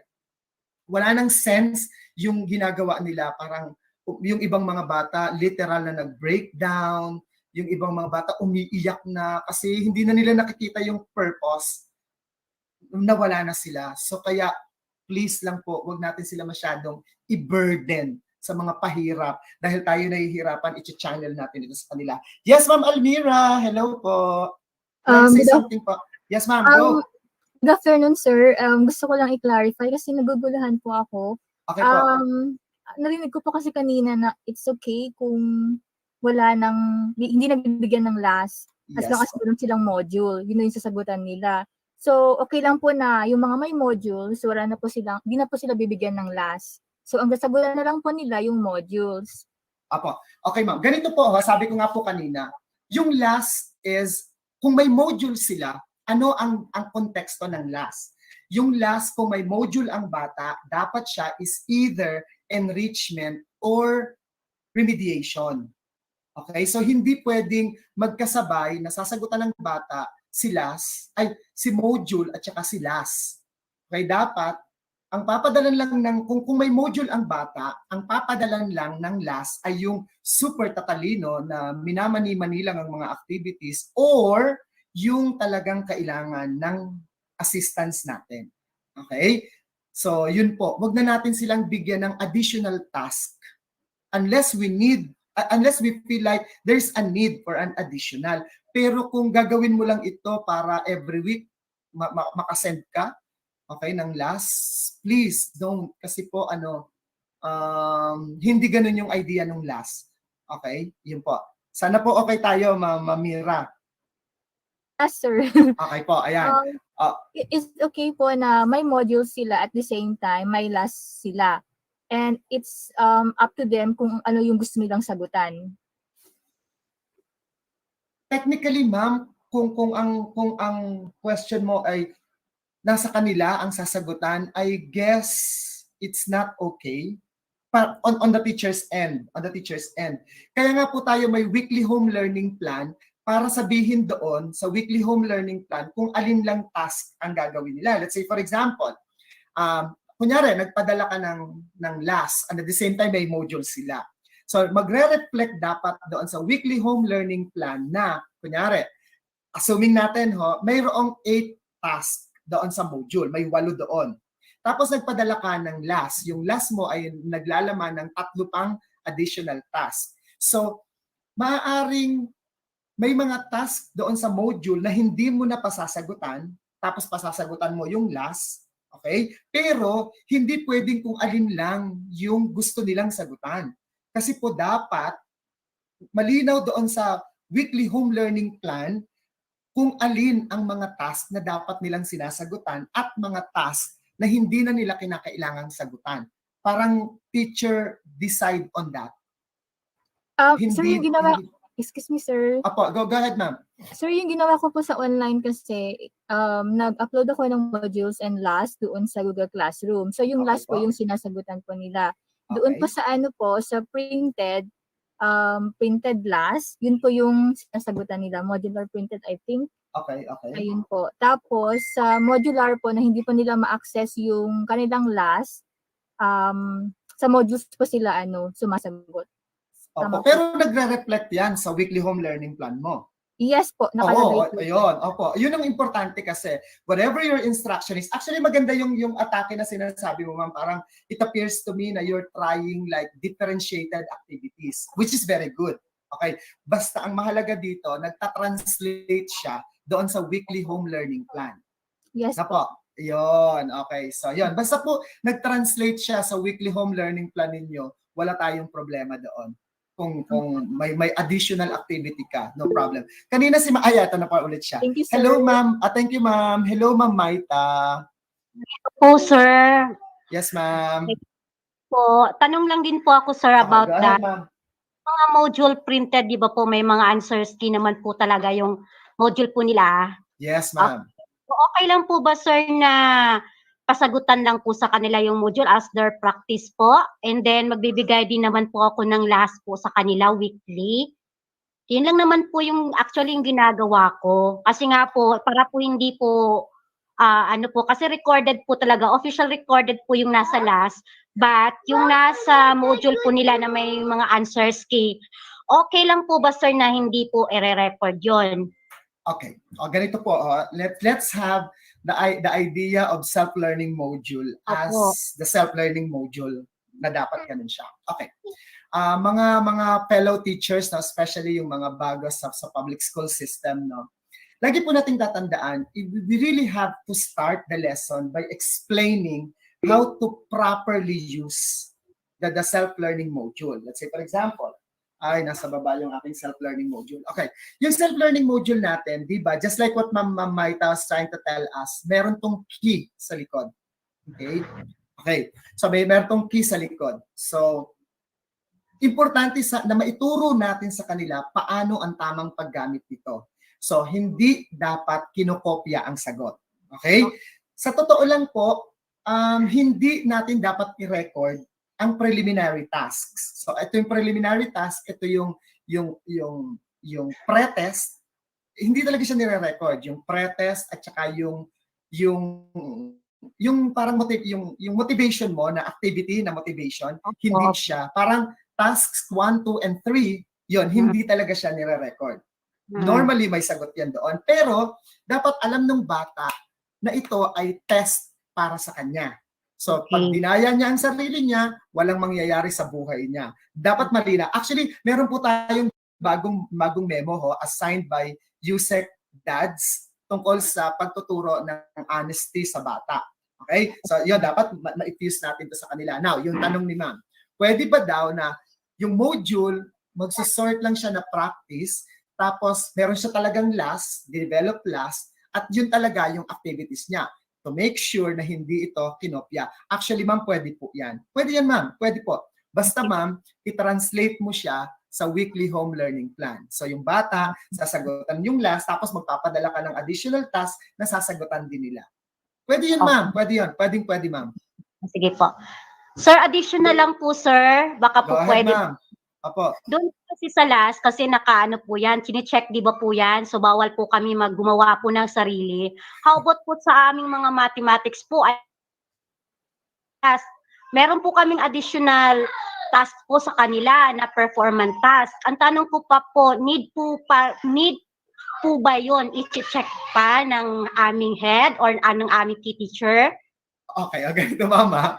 Oo nga, yung math kasi ang dami-dami nyo, no? Puro pa mga activities. Ganito, ma'am. Hindi ko po talaga alam kung paano nyo ma-access yung, siguro po with Ma'am Martin, no po, let's ask Ma'am Martin eventually, kung anong nangyari doon sa division last ninyo.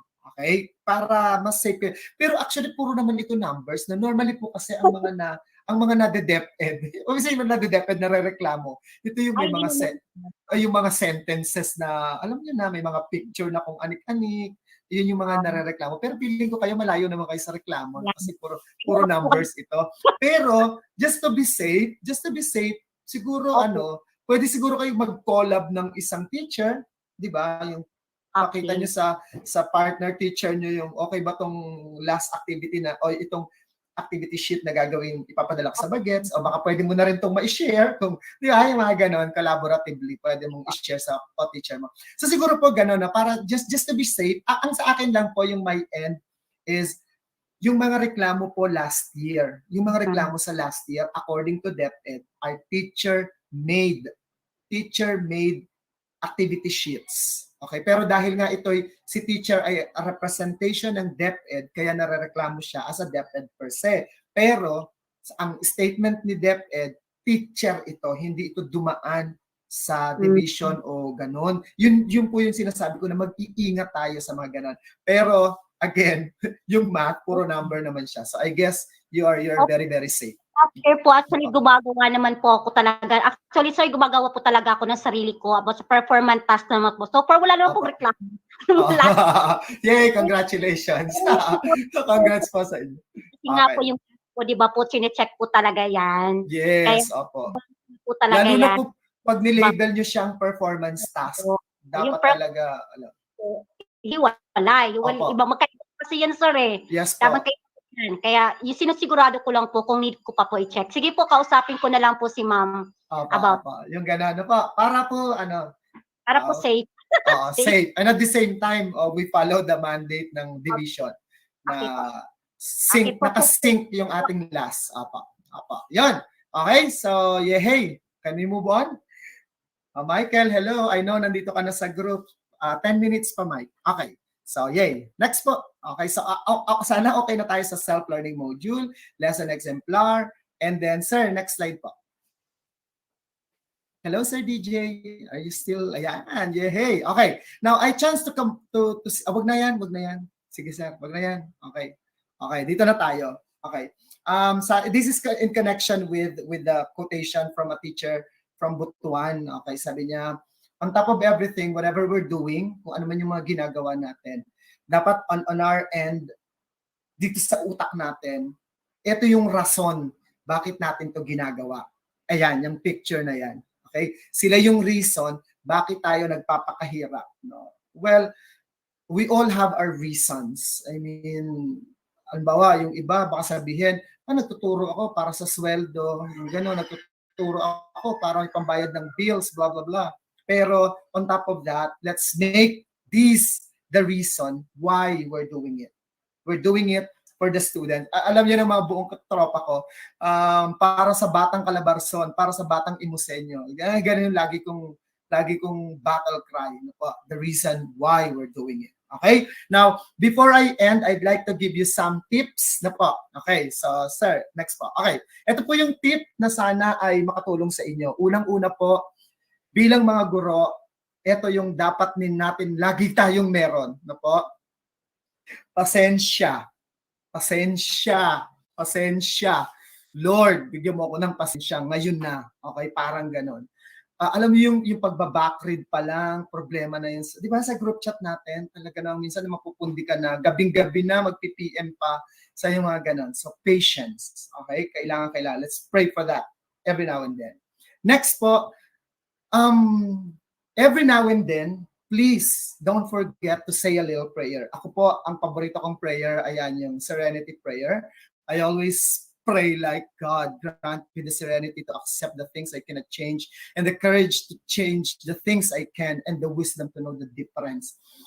Kilala ko ng mga hindi lahat ng battle laban natin. Okay, dapat alam natin kung kailan tayo boboses, alam natin kung kailan tayo lalaban. Dapat alam natin 'yon. Kasi nga may mga bagay talaga na hindi na natin mababago.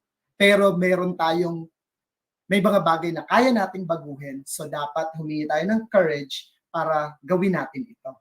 Okay? So yun po. Say a little prayer every now and then. Next is ito, napaka-importante nito.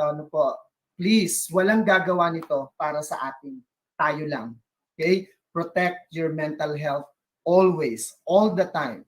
Okay? If you feel like the things are turning out or becoming burden, stop mo siya. Huwag mo siyang gawin. Kung feeling mo hindi yan ikakayaman ng sistema. Kung feeling mo over na ito. So nai-stress ka na. Huwag mong stressin ang sarili mo. Ang dami-dami nating worries. Okay? At dapat alam din natin mag-channel ng kagabi na I was conversing with a friend na siya alam niya kung paano niya i-channel yung sarili niya. Kinakailangan niya mag-drive para ma-relax siya. So she drives, ganun. She drives around. Dapat ganun din tayo. Alam natin kung paano natin to i-channel yung stress natin. Okay? So sana makahanap tayo ng hobby or kung ano man na ma-channel natin at matutulungan yung ating mental health. Kasi no one would do it for us. Ako talaga tuwan-tuwa ako pagka my head, especially si Ma'am Gina, pag nangangamusta siya, yung pangangamusta, it matters to me itong pangapanahong ito. Yung, kamusta na? Ano nangyari ng okay ba? Mga ganon. It matters. Sa akin, it matters. Sana yung mga heads ninyo, ganun din sa inyo. Okay? So, yun. It's a way of protecting my mental health. And I hope that this pandemic, na-discover nyo yung bagong kayo na ang galing nyo pala, may kapasidad pala kayong kumanta ng maganda, nakaka-compose pala kayo ng mga tula o ng mga kanta eventually, o naging online seller na kayo, ayan, kung ano man, sana na-discover ninyo yung bagong kayo. Okay? And then, ayun, ito napakahalaga, lagi nating tatandaan, whatever happens, you stand tall and proud because you are a teacher. Sabi ko nga rito, sir, may graphics po. Pag-graphics tayo, sir. Ayan, sabi ko dyan, we are not just teachers, we are the managers of the world's greatest resources, the children. Ayan, sabi ni Sir Robert Chan.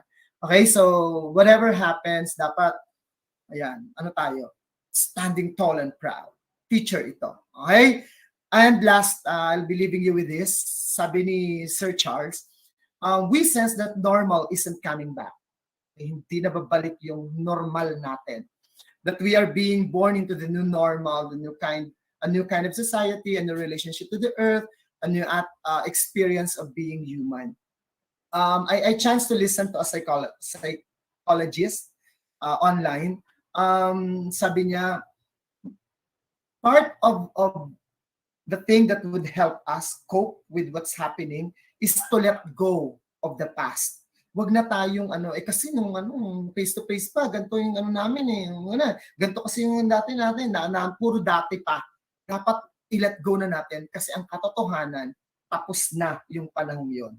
Okay? Let's just hope for something new, something bright next time, pero mag-let go tayo doon sa nakaraan na.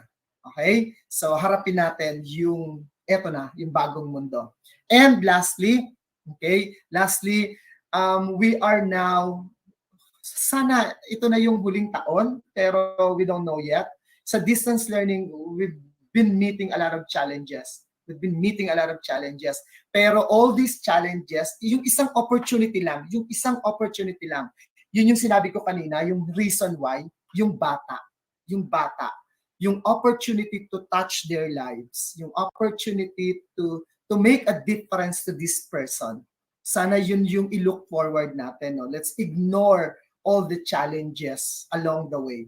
Okay? So with that, maraming salamat po sa opportunity of meeting you, new teachers.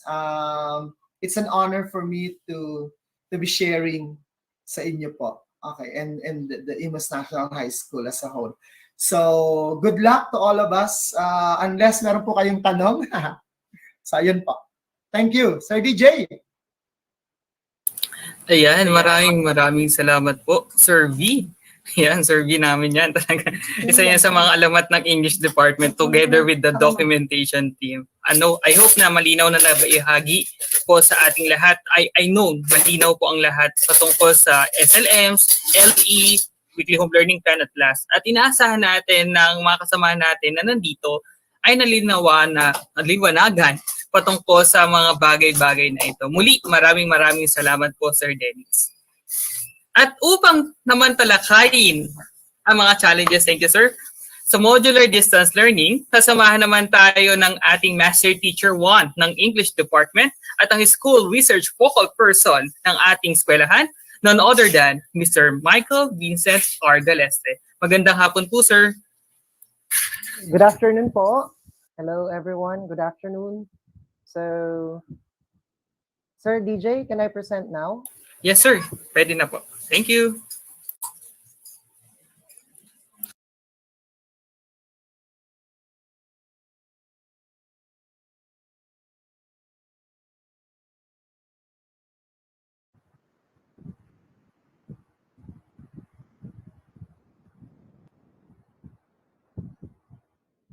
Okay, good afternoon everyone, but nasa thank you na ako.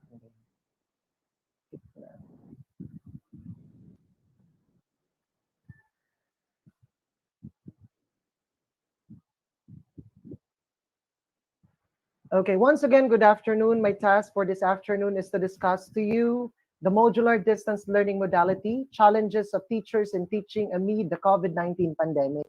So I'm Sir Michael Vincent Galestre, the Master Teacher 1 of English Department and also the school's research focal person. And this topic is also anchored to Project TikTok or it is called Transformative and Informative Knowledge Talk in Monitoring Students' Learning Progress. So this project is under the Continuous Improvement Program of DepEd Imus City under Imus National High School. So I am the team leader of this project proposal, which will be submitted and presented to the regional office soon. And together with my co-teachers, together Ma'am Gina, my department head, and Ma'am Monet, department head of AP department, and also Ma'am Sancha, Master Teacher 1 of Mathematics department. So we have our CI champion, Sir Art Rosso. Okay, so what is Project TikTok? It is Project TikTok of Imus National High School aims to determine and develop a way to effectively and efficiently address progress monitoring for 396 grade 9 students receiving MDL printed. So what are those problems that encountered? So based from the title that I have, it is Modular Distance Learning Modality, Challenges of Teachers in Teaching Amid the COVID-19 Pandemic. Sana po may matutunan tayo sa discussion ko ngayong hapon. So when we say modular distance learning, they say that education plays an important role in shaping the lives of students. In the process, teachers are one of the essential instruments in delivering quality learning. Due to the emergence of COVID-19 in the Philippines, a lot of changes happened in the education landscape. One of this is the mode of instruction that was implemented by the Department of Education. The current COVID-19 crisis has obliged most education systems to adopt alternatives to face-to-face teaching and learning. So according to OECD of 2020 on the research study, many education systems move activities online to allow instruction to continue despite school closures. The shift of teaching learning delivery in schools to modular distance learning made more challenging on the part of the school personnel. The delivery of basic education or basic quality education, that is why DepEd leaders are always finding avenues to solve the problem and capacitating its teachers and school heads to become more effective in the field of modular distance learning. That is according to Bagaad of 2020. In addition to the study of Bagaad, he also added that identified teaching personnel together with the education program supervisors prepared modules starting May 2020 in all subjects for all grade or year level across 4 quarters in accordance to the most essential learning competencies, or these are the MELCs. So these self-learning modules are already considered learning packages containing pre-test, according to Sir Vidar kanina, paano siya ginagawa, and then discussion and series of evaluation or assessment. They are distributed to all learners with modular learning class schedule. Indeed, this kind of instructional modality has been followed by public school teachers all over the Philippines. According to the study of Lapada of 2020, teachers play a vital role in the continuous delivery of quality education amid amid the pandemic. And according to the study conducted, teachers were highly aware of the presence and consequences caused by the COVID-19 pandemic. Despite the threat of the COVID-19 pandemic, teachers continue to serve by formulating modules as the learning guide of students. The teacher thus becomes a facilitator in the development of students, both as a member of their community and member of their society, according to Martinez et al. Of 2020. However, Malipot of 2020 stressed that teachers also air their problems on modular distance learning. So according to Bagaod, okay, of 2020, it highlighted that as frontliners in the educational system, they have undergone various training and seminars to be more equipped in delivering better education amid COVID-19 pandemic. As it is a norm of the department to train teachers, not just for professional growth, but also to become ready for unexpected circumstances.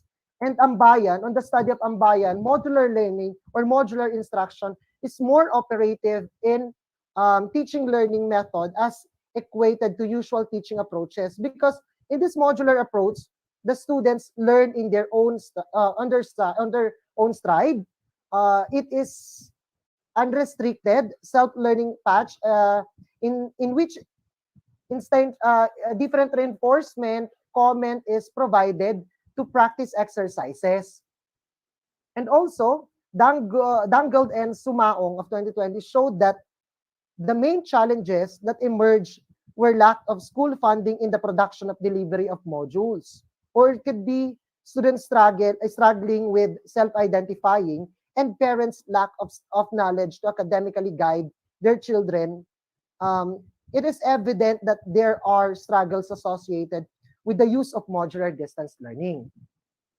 So the framework, or this is the system view or the current system view of Imus National High School in modular distance learning modality distribution.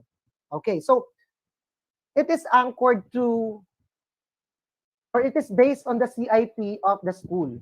So modular distance learning modality, we have this framework is the variables of the study, which is about the continuous improvement program, and challenges in the use of modular distance learning modality, or MDL. The challenges of teachers will be identified through 6 stages on how teachers involved in the process. This covers the preparation of modules, distribution of modules, monitoring students' learning, and retrieving, checking the modules, and giving feedback to students' outputs or performance. The coping mechanism of teachers will also identified in this continuous improvement project or program. So this is our guide in distribution of module. And these are now the challenges of teachers in the preparation of modules. Challenges of teachers, it's about time consuming. Why it is time consuming? It's because, we will do a lot of preparations, or we will do a lot of editing for these researches that we will need to present to our students, or to give to our students. And also, lack of printing materials or scarcity of supplies. But in Imus National High School naman, may mga ibang teacher lang na nagsabi nito. Pero mas madalas na, kasi siguro kaya nagkukulang kasi mali yung ibinigay nila na number of students ng kanilang MDL para sa kanilang last or learning activity sheets. And insufficient time and assistance in printing of modules. So hindi naman natin to ginagawa kasi ito ay nasa DepEd. Kaya it just arises dun sa CIP program as part of the process. And for the teachers, challenges on teachers in monitoring students' learning. Ano nga ba yun? Unable to contact learners. So what are the experiences of the teachers? It is hard to contact the students for monitoring their progress and answering their queries. And also, the second one is students or parents with no contact number or internet connection. On the side of the teacher, the experience of the teacher, it is difficult to contact both the students and parents because of inactive contact number and lack of gadget. Since we sometimes use social media platforms such as Messenger and email to monitor the students' learning and for the submission of some activities. Some students cannot submit due to lack of internet connectivity and gadget needed. And then difficulty in validating students' performance. So some students have may tutor, okay, they have their tutor with their modules. So hindi talaga ma-validate ni teacher kung yung estudyante ba ang gumawa or nagsagot sa module. Minsan nanay, kapatid, kasi tinatamad yung estudyanteng gumawa. And then personal monitoring may cause health risk. So nakakatakot. Siyempre, pag nag-monitor ka ng estudyante, nakakatakot because of the pandemic. Going to the house of students, personal mentoring may impose health risk. So, yun yung iniiwasan. Kaya medyo nahihirapan si teacher for monitoring. And then also, hard to monitor due to limited face-to-face transactions. So, the monitoring of students' learning, it is difficult due to limited face-to-face interaction with the students. And then challenges of teachers in retrieving the modules. Okay, what are those challenges? Students' failure to follow the schedule set of submission of modules. So there are some students who can't submit their modules on time. Maybe there are reasons or valid reasons, minsan naman hindi valid. Kaya bumabagsak si bata kasi hindi niya nasusunod yung submission date kung kailan. And then also, submission of incomplete answers in a particular module.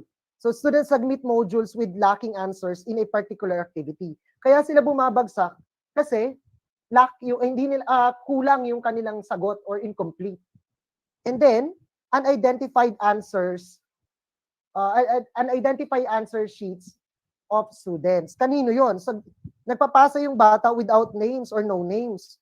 So, students submit modules with no names. Kaya unidentified. And then, we have not all students submit the answered modules. Kaya yun yung poor attendance of students' submission of modules. So these are the challenges of the teachers in retrieving of modules. And then, challenges of teachers in checking and evaluating students' answer in the modules. So modules with no answers or incomplete answers. So ayun, there are students who submitted with incomplete answers while others did not answer any activity. So answer sheets with no names. Lagi ito, problema talaga to. There are students who forgot to write their names in the modules. That is why it is difficult to identify whose output is being checked. And limited time in checking due to other tasks. So students got scores below the passing rate. So yun yung reason. And due to other paperworks, the time of checking in school is limited. Sa dami ng ginagawa, limited yung pag-check natin. And then low scores of students. Kasi nga, students got scores because below passing rate. Kasi nga, hindi nga nagsasagot. And then, not legible handwriting of a student. So, there are students whose penmanship is difficult to recognize. That's why it is also hard to check their answers. So that is for evaluating students' answer in the modules and checking. So giving feedback to the students. This is now the last part of the challenges encountered by the teacher. Just an additional, just to add with this giving feedbacks, with checking and evaluating the students' answer in the module. The challenges that teachers encounter as they engage in the process of checking and evaluating students' answer in the modules, the teachers find difficult to check outputs with no answers without indicating anything or nothing to record with regards to the students' performance. On the top of that, the fact that students have no answers means that they are lacking of records, not interested in the process. Process of what? Process of learning. So Hence, it is challenging for teachers to evaluate a students without evidence of learning. So there are also students who submit answer sheets without names, and it becomes difficult for a teacher to check without being able to recognize the owner of the output, especially when recording scores. Okay, the teacher is also expected to perform other tasks in school. However, according to the respondents or according to the survey that we have conducted, too many load of paperwork affect the teacher's time and efficiency in checking students' outputs. Okay. And then giving feedback to students. So how do we give feedback to our students? So as a teacher, okay, evaluates the performance of the students or the learners. Giving feedback to learners or students is also necessary to let the students know the status of their learning through given modules.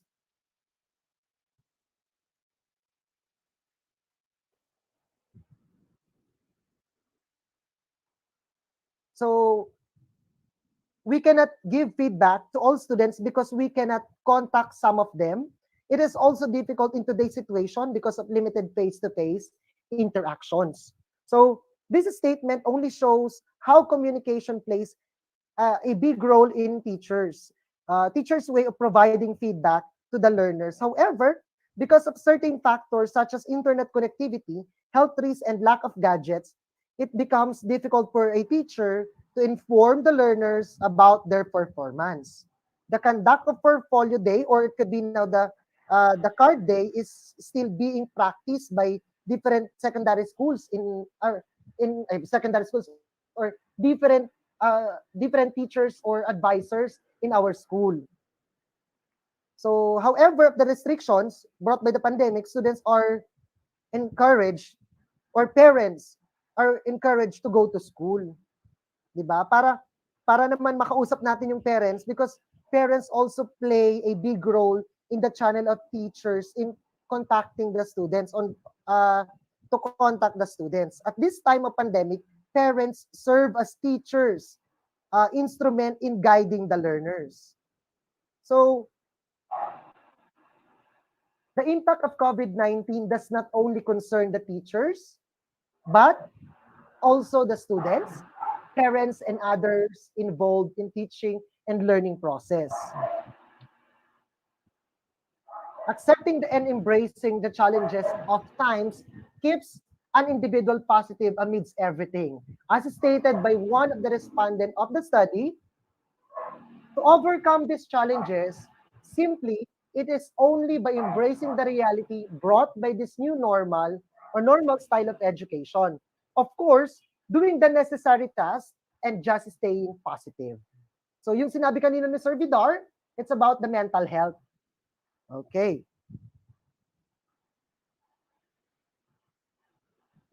So positivity base here is now the positivity contributes to teachers' peaceful outlook in the challenges brought by the changes of educational system. So the study also showed, or this continuous improvement program showed that incorporating alternative plans in various situations helps addressing issues related to the process of teaching. So this includes certain situations where sometimes teachers spend from their own pocket when necessary in terms of reproduction. Pag nagkulang sila, syempre, kasi hindi ka nagbigay ng tamang number ng iyong module. So, the shift of mode of instruction also challenges the teachers on the current trends of teaching tools, strategies, and approaches. As stated by one of the respondents also, okay, there are teachers who are not well equipped with the use of technological devices such as computer, and it adds to their struggle in preparing the modules. To ease the struggle, teachers equip themselves by attending online webinars and trainings, reading articles, and even asking help from a colleague. So indeed, it is the flexibility of teachers and knowing how to adapt to the challenges brought by the pandemic. It helped in overcoming certain challenges encountered in the implementation of modular distance learning or modular distance learning modality or the MDL. So for the future state or state potential problem analysis of our school based on our continuous improvement program, of course, we need to have the process and documentation. So the structural analysis of a process flow by reviewing and distinguishing between how work is done from how it should be done. And then, process gap for number 2, process gap identification. The comparison of actual performance with potential or design performance and determining the steps that need to be taken or to be taken in order to move from current future state. And then third, we have the performance improvement. The analysis of identified performance problems and setting of styles or executing actions to ensure that the most efficient and optimal performance is achieved. And then of course, for the last one, we have this continuous improvement.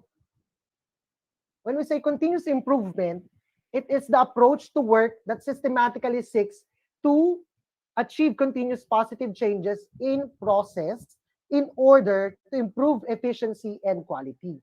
So these are the proposed future state potential problem analysis para ma-improve natin yung mga challenges encountered by our dear teachers. And this is the proposal based on continuous improvement. Okay po?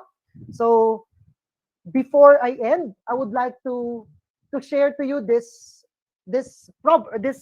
Bible verse.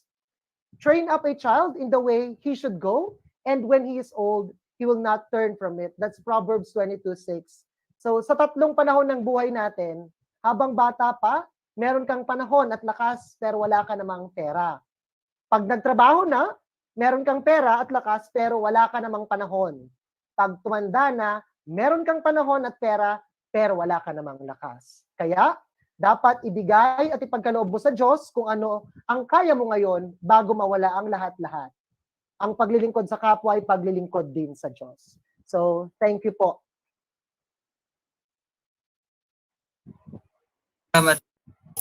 Maraming salamat po, Sir Michael. So we are so blessed na pinaunlakan mo po ang aming imbitasyon upang ibahagi ang research-based challenges in modular distance learning.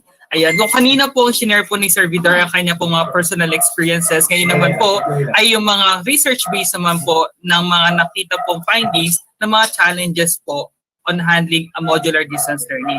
At mapapaisip po siguro tayo, no? At napatunayan natin na yung mga problema palang kinaharap natin ay hindi lang pang sarili, kundi problema din ng iba sa ating mga kasamahan. Aminado ako na kahit ako po mismo ay buhay na patunay na yung problemang yun ay akin din nararanasan at patuloy na nararanasan. Ngayon pa man, sa tulong ng mga research-based at mga personal experiences ay nakakaisip pa rin tayo ng mga kaparaanan upang masolusyonan at maresolba natin ang mga ito. Kahit po unti-unti, ay mahalaga ay tayo nausad at patuloy na matututo. Ayan. Maraming salamat po. Sa ating po mga participants, meron po ba kayong mga katanungan po sa ating pong second speaker po?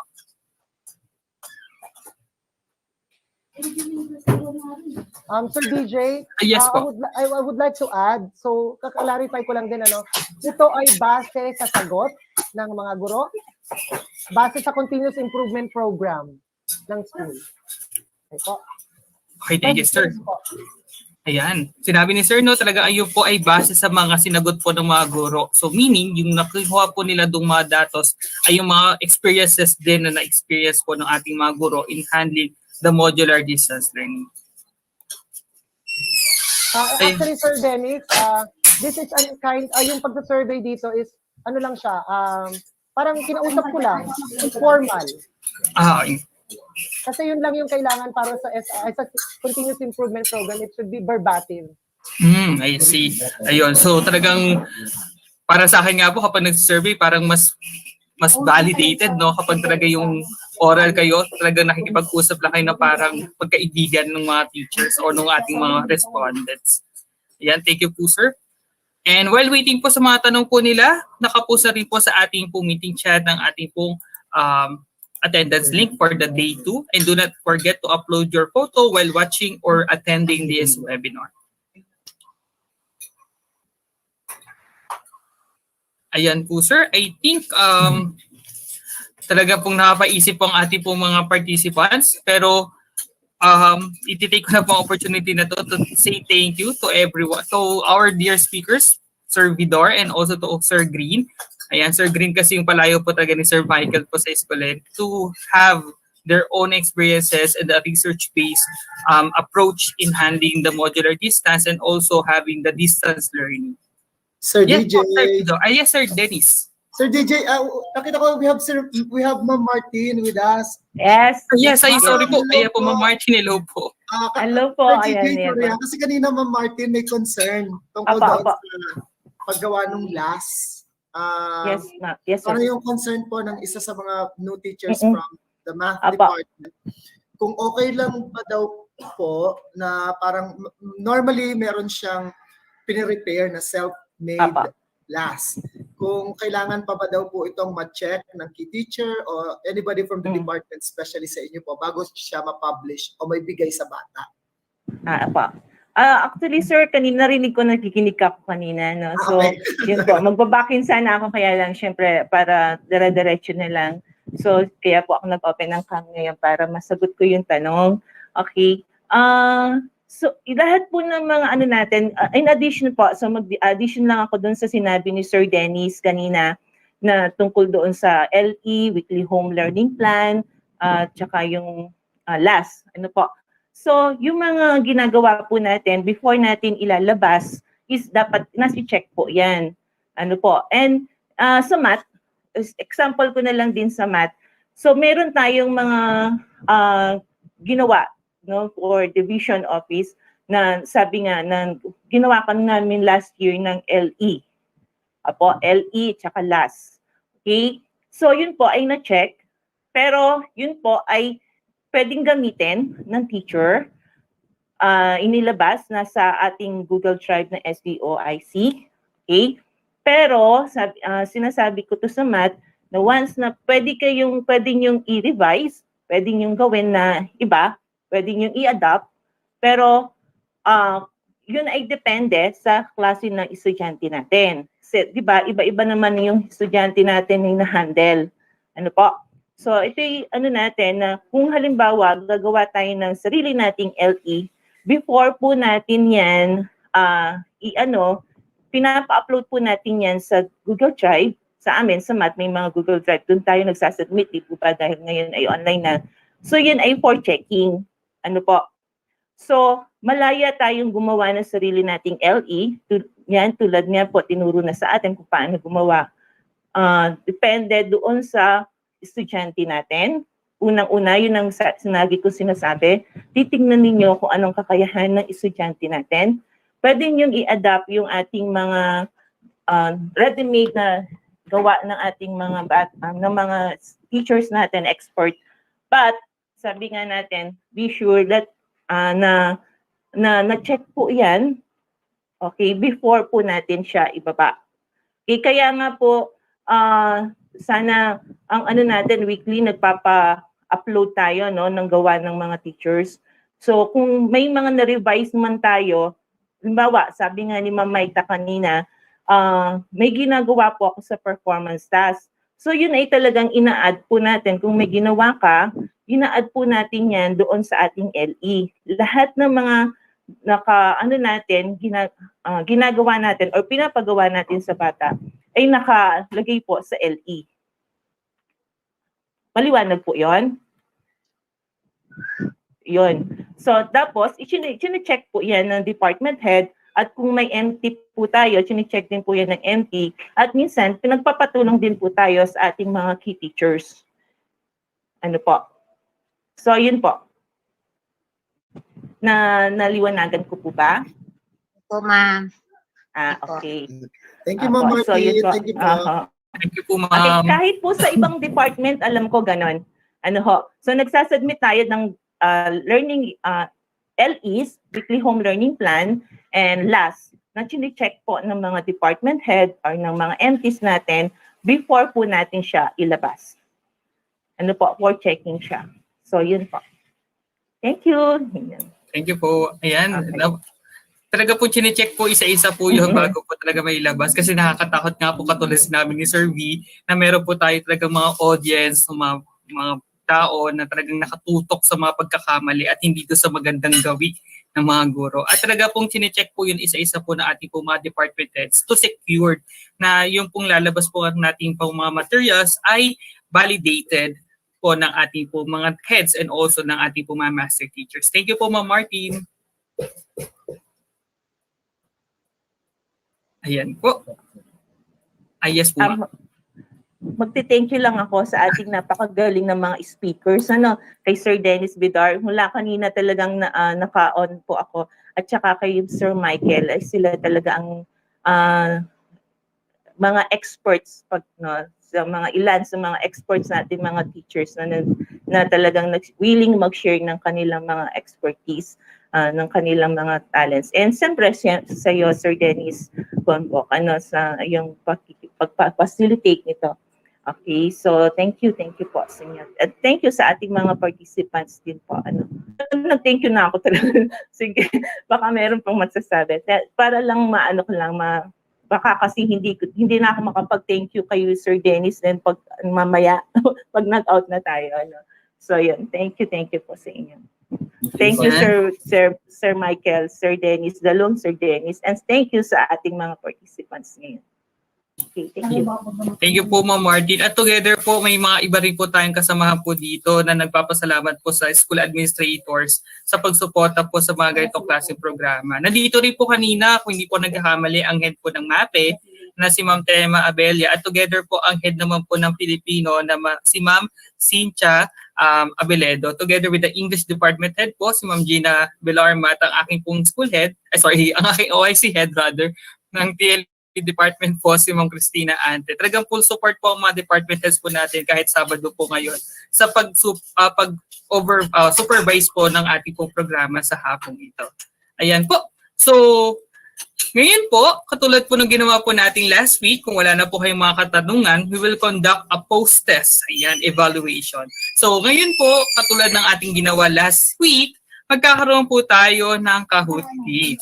I hope po na kayo po ay naka-isip na-absorb po ang mga bagay-bagay upang sa gayon po yung mga tanong dito ay alam ko naman po ay petics na. Lalo po dito po sa mga diniscuss po ng Sir Vidar na sobrang linaw po sa ating lahat. So, umpisahan na po natin ng Kahoot game para po makapag-rest na rin at makapagpahinga na rin po kayo, mga guro, dahil ngayon nga po ay araw po ng Sabado. Muli, maraming salamat po sa ating po mga head teachers at master teachers na nandito po sa ating pong Google Meet link po sa araw na ito. Okay po. So, ito na po ang ating pong Kahoot game team. Ang mga katanungan po dito na nakapaloob ay yung mga diniscuss po ngayong hapong ito. So kung naalala nyo po last time, winirank natin yung mga naka-score ng perfect score up to dun sa pinaka-least score. Ngayon kaya, sino ang mauuna? Last time, parang si Sir Daniel ata yun, no? Sir Daniel, ikaw yung top 1 natin doon sa ating pong laro. Ngayon kaya, sino kaya ang lalaban para sa ating pong top 1? Ayan po. I hope po na nakikita nyo po ang aking pong screen together with the game. Sige po, I will give at least 3 minutes to join po para po sa ating Kahoot Quiz. Maraming salamat po.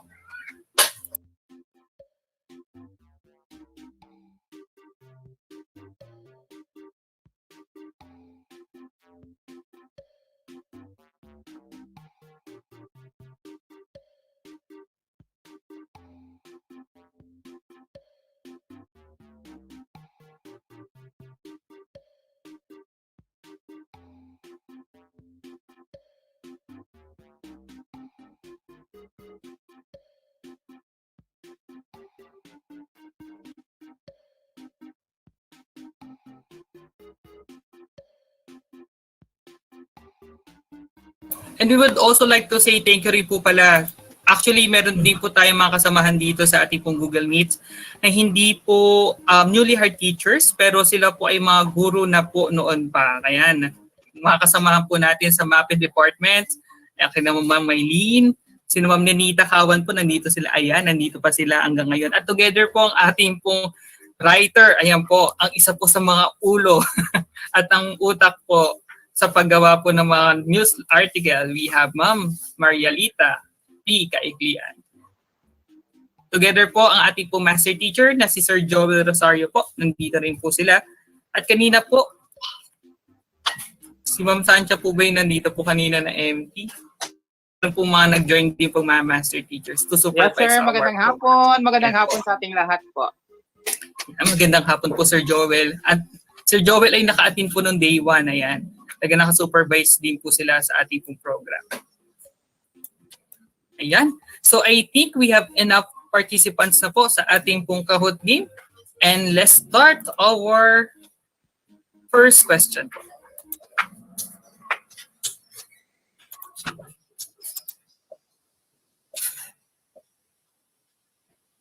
Okay, it serves as the primary reference of all schools, division offices, and regional offices in implementing the learning delivery approach. Ayan. Ano po ang sagot dito? Most essential learning competencies, budget of work, self-learning modules, or learning activity sheets.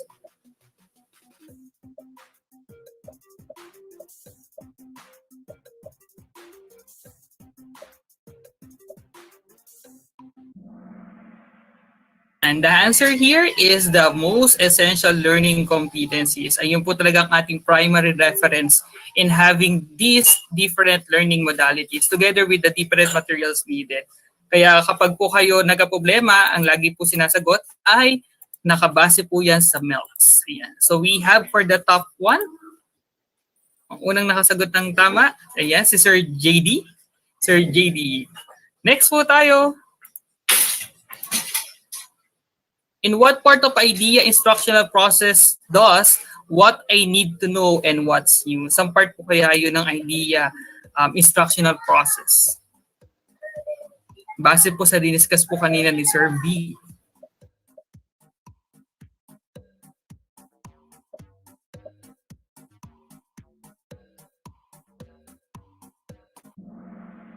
Ayan, the answer here is in introduction. Ayan, what I need to know and what's new ay part po ng introduction. Okay, let's check sino po ang nanguna pa rin. Yan, gumalaw. Pero si Sir JD pa rin po ang nanguna. Okay, next question. Okay, what I learned and what I have achieved is in what part of IDEA instructional process? Introduction, development, engagement, or assimilation?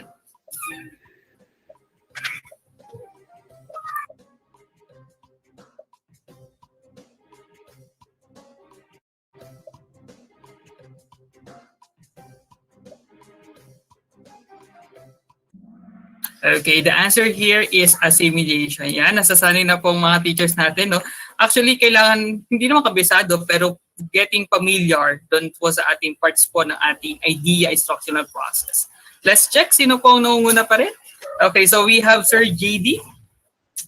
Siya pa rin together with Ma'am Gaputan and Ma'am Nancy. Moving forward, for the fourth question, enrichment activities can be found in what part of IDEA instructional process? Enrichment activities can be found in what part of IDEA instructional process?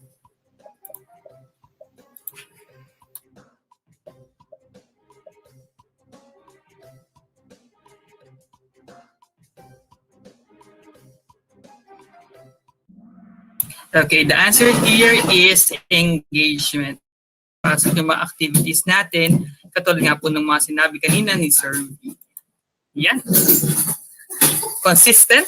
Okay, consistent po, Sir JD, followed by me, Ma'am Mia. Okay, next question. For the fifth one, the term is used to call parents, siblings, guardians who guide the student at home during the distance learning. Teacher aide, para-teacher, tutor, or study buddy. Ano kaya ang tawag po natin sa kanila? Yan, na-emphasize yung kanina ni Sir V.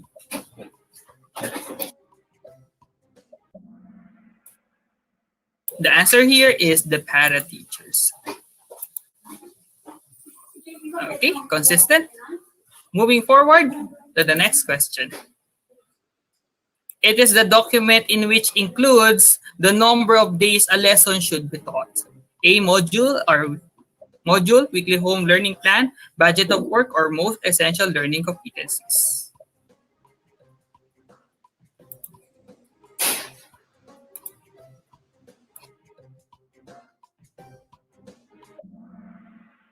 Okay, the answer here is the budget of work. Dun po makikita kung gaano po katagal dapat ituro ang isang lesson. Yan, consistent. Next question po tayo. For question number 7, it is a document sent to the para-teacher so that they can have a guide for a 1-week lesson. A module, weekly home learning plan, budget of work, or most essential learning competencies.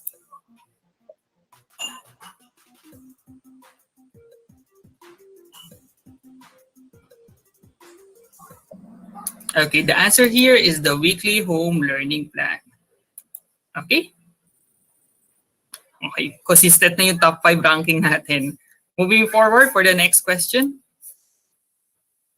Complete the given diagram, yung pinakita po kanina ni Sir V. Self-learning module, blank. Weekly home learning plan, learning activity sheets.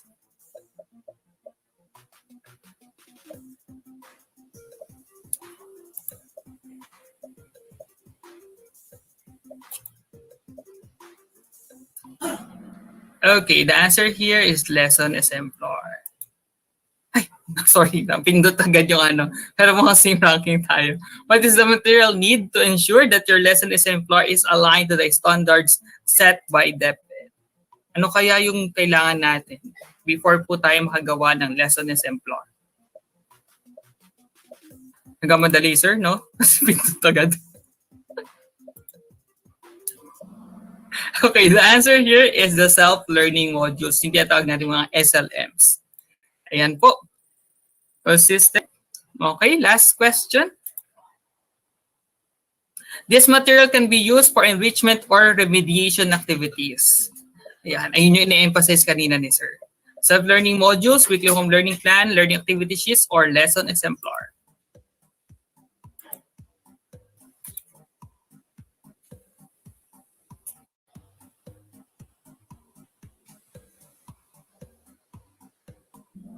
Okay, the answer here is the learning activity sheets. So, yun po yung ginagamit natin for enrichment or remediation activities. Pero katulad sinabi kanina ni Sir V, merong mga subject katulad namin na walang module. So, last ang ginagamit po namin to reach out our students.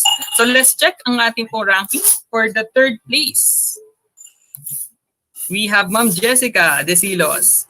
2nd place, Ma'am Mia Gaputan. And for the 1st place, we have Sir EJD. Ayan. Together with the 4th place, Miss Catherine. Hindi po nagkakamali kanina. And for the 5th place, yung kanina pong nag-display. So that ends our day 2 session about the SLMs, lesson exemplars, weekly home learning plan, and also the learning activity sheets together with the challenges showed in the modular distance learning. And before we end our session, once again, we will ask everyone to turn on their camera, please. Para po magkaroon naman po tayo ng simple photo opportunity before po tayo magkahiwa-hiwalay.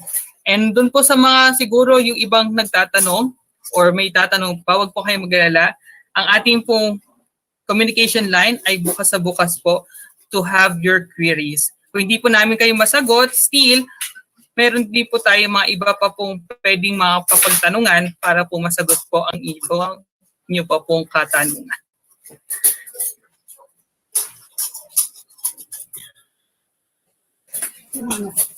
Yan po. Okay, let's check po.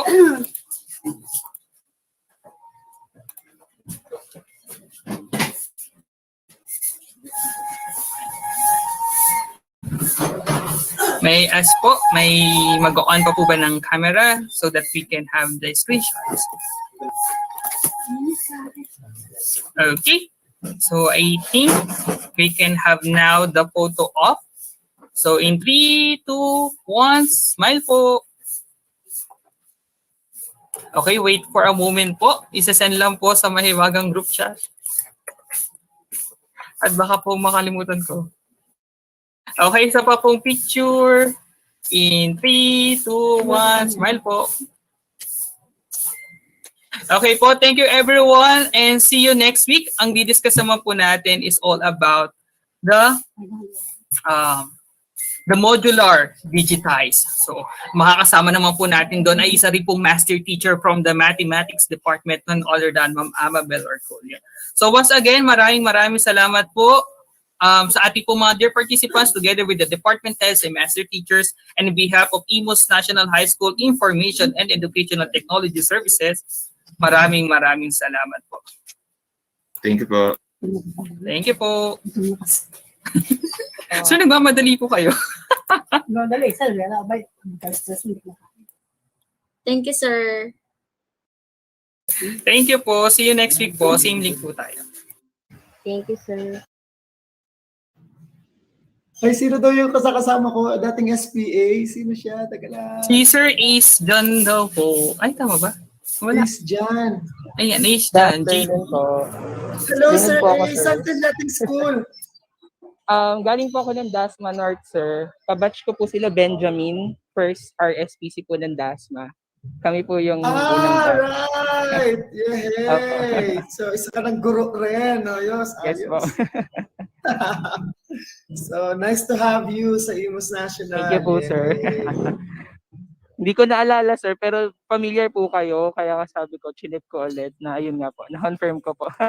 Kayo po yung mentor po namin. Yay! Small world! Welcome to Imus National High School.